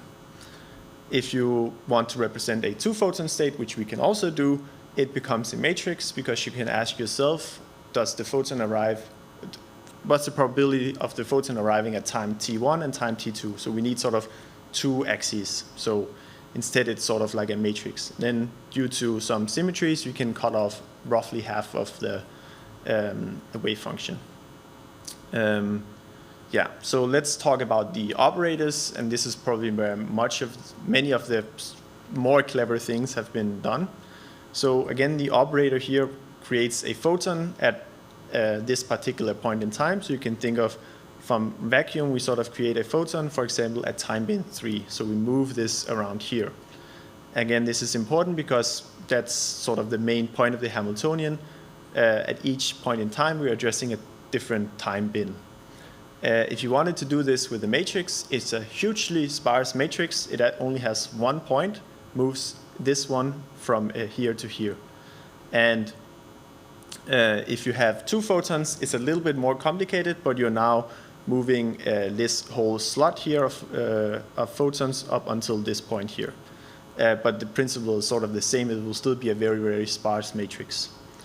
And this brings us to sort of what we want to have. We want to have some efficient generation and application of these sparse matrices. So the evolution, you can think of us tracking this conveyor belt along the system. So we're sort of making one bin interact with the system each at a time. That's sort of what this Hamiltonian up here means. And it also means that we're creating, if you wanted to use sparse matrices, a new matrix at each sort of time step in our simulation. And what you find is that you will quickly spend more time pre-allocating these sparse matrices than you spend on just solving the problem. So here I'm increasing the number of bins that we use to represent our photons, and you see that creating the operators takes way longer than just solving the problem itself. So we can do obviously better than this. So the idea of waveguide QED is to instead have some specialized operators that utilize that we know exactly how this time bin should be implemented. So it's a lightweight object that just implements this operation as sort of a kernel. So again, you can do psi out and then just have this W dagger of 3 multiplied. Sort of underneath the hood, it's just a mutable structure, waveguide create, and then we can later on dispatch on it. I'll just show it in a moment. But before that, I do that, I just want to sort of spoil the results. The point is that we get like 2 orders of magnitude improvement in solving the problems. So waveguide QED here, it takes basically no time to create this mutable structure. And it also is faster to just solve the problem. And you have to compare that with creating a lot of these sparse matrices. Funnily enough, it's also faster than just sort of applying these sparse matrices, and that's because we can also compile the function that does this operation that I showed before. Well, this operation here, just moving the elements around instead of looping over a sparse matrix. So, like more detail for the Julia audience, we have overloaded the multiplication function. Many of the first lines are sort of just ensuring that things work correctly, but the last line, I can sort of give you a look onto how it works. So the result should be that this guy here is equal to this guy here. And that's sort of the line. So it's very simple here. It gets more complicated if you have two photons. But yeah, it's kind of really simple. So what's sort of the problem? Well, normally we like matrices because they have a few nice properties. In general, it's quite easy for us to scale them. We can also sum different matrices when we want to build our Hamiltonian. And also, very crucially, in quantum optics and quantum computation in general, we can tensor product to represent multiple systems. And here, if you want to imagine the user to be able to build any localized system, you need these tensor products. And that's when we no longer have a matrix underneath the hood, we can no longer do this sort of just out of the box. Just one more comment is that, yeah, we cannot just have specialized operations because you might one time want to simulate this Hamiltonian, and then you might want to add another one later on. So again, it's nice that we can just build and do custom things with the matrices. So how do we tackle this? We use lazy operators, and at this point, I guess it's a good time to mention that the package is sort of an extension to quantumoptics.jl. So lazy operators is a feature that's already present in in quantumoptics.jl, and then we sort of extend the usage so that we can do these matrix V applications. So let me go through a few examples to get an idea of what a lazy sum is, or lazy operator in general. So we want to delay the evaluation of something until runtime, and the thing that we're delaying in a lazy sum is a sum. So say you want to have A plus B in some operator C. Well, if they're matrices, I can just add them together, but as we just mentioned, they are no longer matrices, so we have to do something different. So instead I create a new structure, it's called lazy sum, and most importantly, this sort of object has a property that's these operators, so we can store all the operators that we want to add together. Then, if you want to multiply the operator or apply it to a state later on, we simply have, again, a mul function. And this one is kind of simple. You have to loop over all the operators that are stored in C.operators, and you add the results. So that's the main principle of these lazy operators. If you want to scale them, we just store also a factors. So a factor gets also applied when we do this multiplication function. So now we can sum operators and we can also scale them. So now we are sort of almost there. Then just final thing. So of course, when we then add waveguide operators, we just create a new object that's a lazy sum, and you can then combine all of different lazy operators, and it works pretty nice. Lazy tensors is a bit more complicated. I'll give an example to sort of just give an idea of how it works, but I won't sort of explain everything. Let's say we want to apply the identity operator and tensor product with the annihilation operator. If it's a matrix, we know how to do that. So take the Kronecker delta product, you get this thing. But another way of thinking it is that we can apply this annihilation operator to sort of the relevant subsystems. And the way that you pick these subsystems depend on the ordering and stuff like that. And we have sort of figured out the indexing, but that's sort of beyond what I'll go through here today. So again, if you want to tensor two products, you now have to specify A and B, that's the operators, and in which order you want them, or which sort of basis that they belong to. And then, yeah, so these are the indices. And then when you later on do the multiplication, I've here sort of packed everything away that's complicated in this multiplication sub.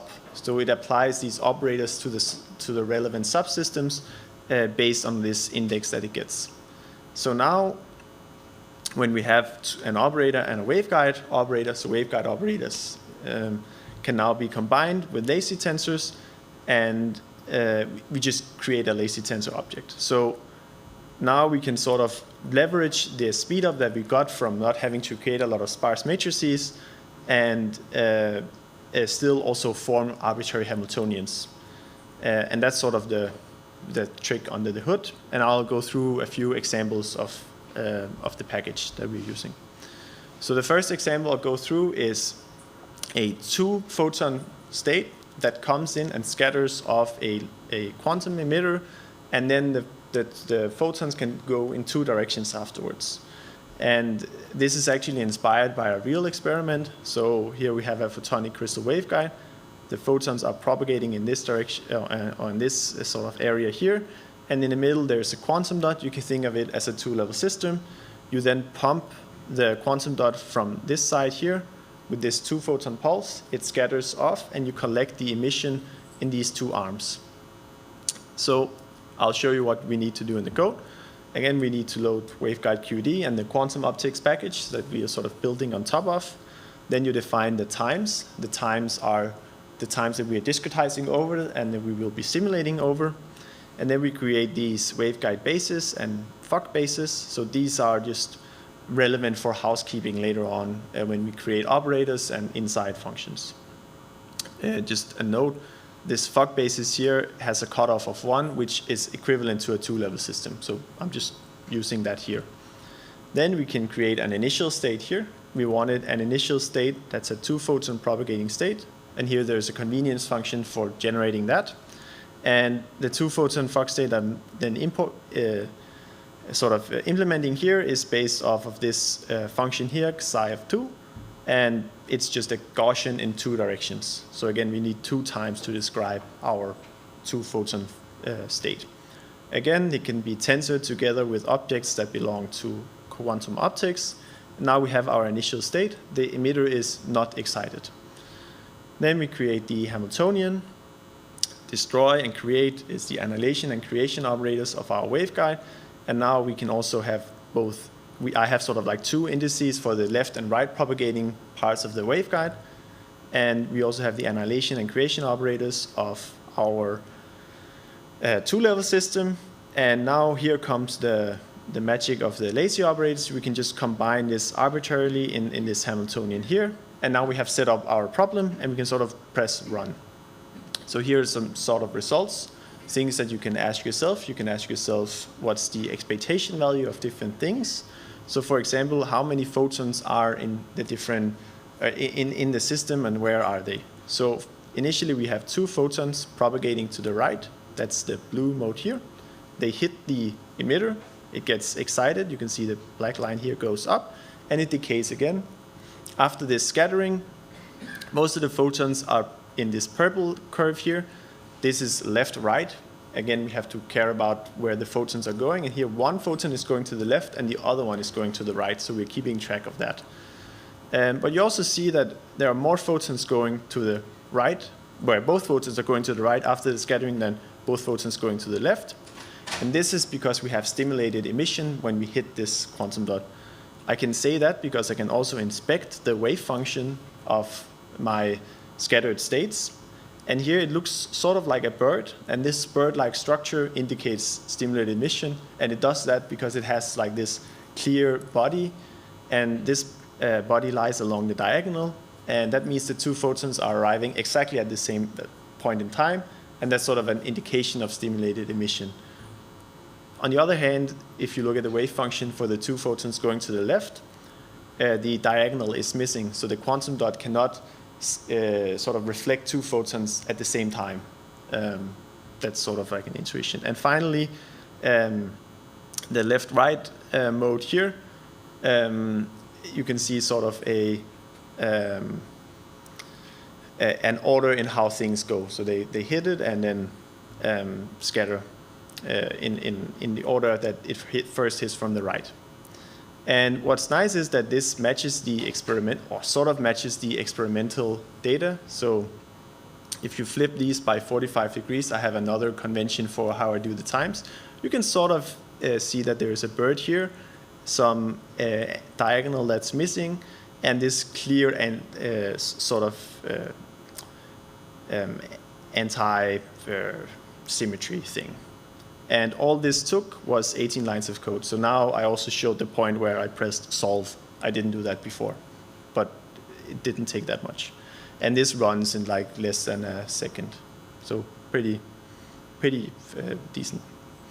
Now another example, also to just illustrate that you can build arbitrary systems, is this non-Markovian dynamics systems where we have a cavity. So this is James Cummings model with an emitter inside, and this cavity is then leaking out into a waveguide, and then some of the photons can hit a mirror and come back and hit the cavity again. So sort of kind of complicated feedback dynamics. Another way to think of this is sort of like a horseshoe where you emit a photon and it hits the cavity at a later point in time. And that's how we also establish it in the waveguide QED formalism. So again, what we need is to set up the basis of all the subsystems that we need. Then the initial state this time is composed of 3 subsystems, where 2 of them is sort of this localized system. It's the Fock state and the spin up. So initially we have an excited emitter, and then we create the operators. This is the operator of the system. It's a well-known James Cummings model. And this is the interaction Hamiltonian. And here we have 2 interaction points in time. And this sort of takes care of this feedback mechanism. It takes a while to think about it this way, but now I have been thinking about it this way. So I assure you that this is the correct way. The results that you get, for example, again, could be expectation values. So here I'm showing the expectation value of the number of photons inside the cavity, the emitter, and then also the sort of overlap with this dressed state here. So the dressed state is the natural state of the James Cummings model. It is the eigenstate. So what we see is that initially we have the Rabi oscillations. So the emitter population oscillates out of phase with the photon population. And then due to this feedback, and I've chosen a very particular phase, we end up favoring one of the dressed states over the other. So we end up in this state where we only have the plus state and sort of stabilize to these dynamics. I'm not sure it's directly usable, but it sort of just shows you how we can simulate quite complex feedback dynamics. And with that, I'm at the conclusion and outlook. So I presented to you waveguide QED.jl, and it's an efficient and physically intuitive tool. And it's modular, which allows you to have arbitrary local systems if you want to care about the state of the sort of emitted photons. Then possible directions to extend and go on from here is to consider nonlinear dispersion. So here we assume linear dispersion of the propagating photons. This is in general very difficult, and it's only a very particular form of nonlinear dispersion you could consider. You can also have giant emitters or emitters that sort of have multiple contact points in time. That's also fully within the, that's like without no further work in the package. And then we can also employ a Monte Carlo wave function simulation to actually include losses. And with that, I thank you for your attention.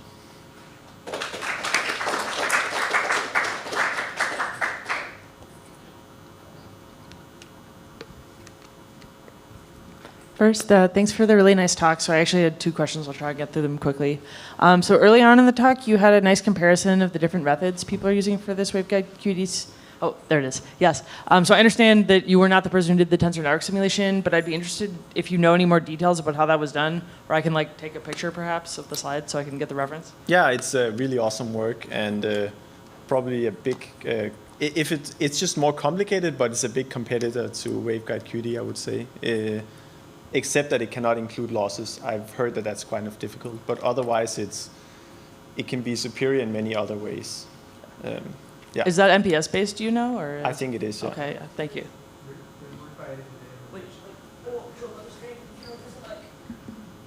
There's work done by Hideo Mabuchi at Stanford, basically simulating like one-dimensional waveguide dynamics, similar to what you're doing with matrix product states.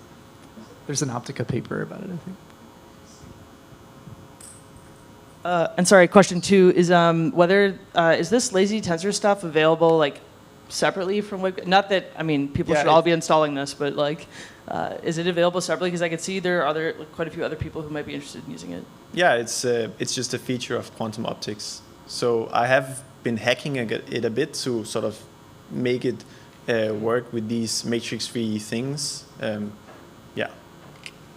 And not to pump up a competitor too much, but Quantum Toolbox has a similar implementation that actually takes advantage of SciML base library. So there are a couple of different ways to do it across the ecosystem. Nice.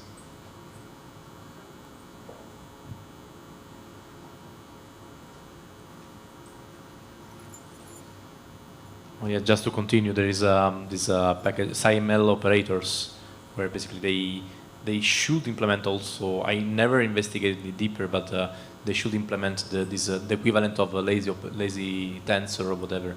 Yeah. But should be supported by the CML ecosystem, and I should implement it in Quantum Toolbox.gl as well, which is not yet implemented the lazy tensor, yeah, while I'm still implementing the lazy sum over there, which is an equivalent of this quantum optics. But yes, there is a dedicated package for that.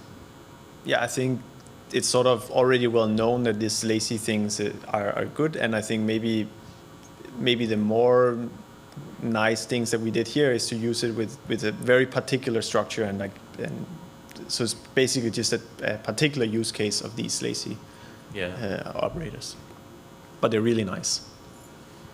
Yeah, it's super nice.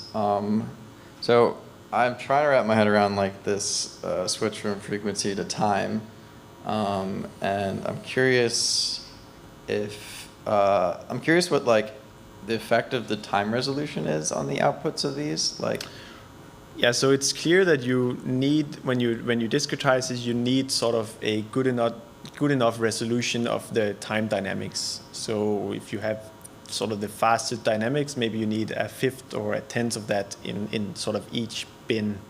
Again, it depends on how much accuracy you need. If you want to know more about this frequency to time conversion, it's also sometimes referred to as collision optics, collision quantum optics.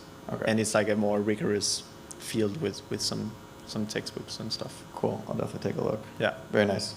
Thanks.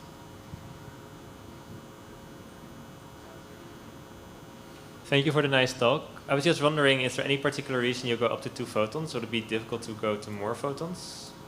Yeah, so basically the amount of memory you need to describe the state scales as n, which is the number of bins, to the power of number of photons. So here we have n squared, and then it would be n cubed.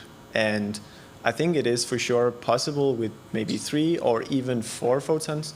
I would have to then also recode this implementation of the operators, because I didn't here just hard-coded how it was working from 1 to 2 and 2, or from 0 to 1 and 1 to 2.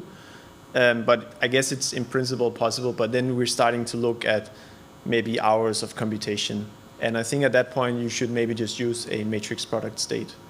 So I think one of the advantages is just that it's more available and ready and more intuitive. That's what I would say. Yeah, that makes sense. Thanks. You're welcome.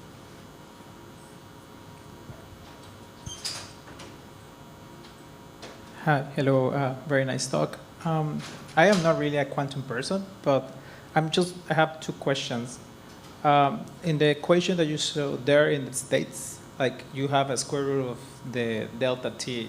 Why is the square root and not just like a power 1? Yeah, it has something to do with what happens when you discretize your operators from a continuous to discrete in time.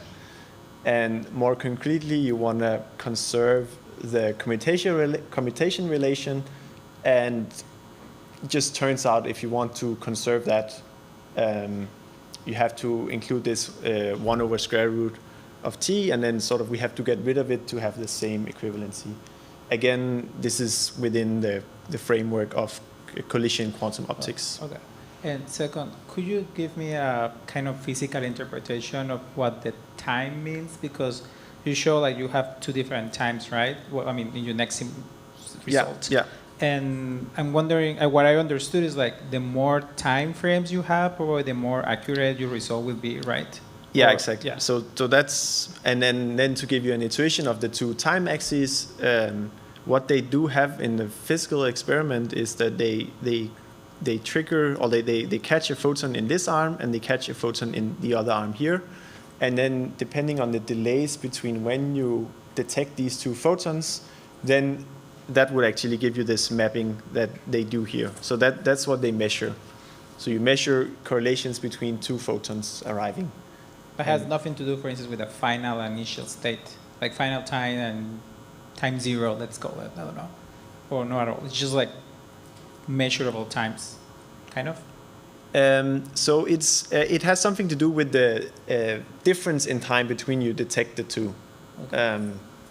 Yeah, but of course there is also, like you're not, if you wait 1 hour, you're not going to see anything. So they also have a placement in time. You can really think of it as the photon arriving at some certain point in time, but just quantum mechanics says that it doesn't just arrive at 11 o'clock. It has like a distribution around 11 o'clock.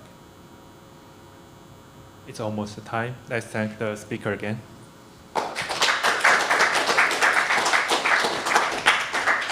And I think that actually is the end of the session. So we should maybe give a quick round of applause to all the speakers from the day. And yeah, and then yeah, I think we are in here at 11:30 tomorrow as well. So hope to see many of you there as well.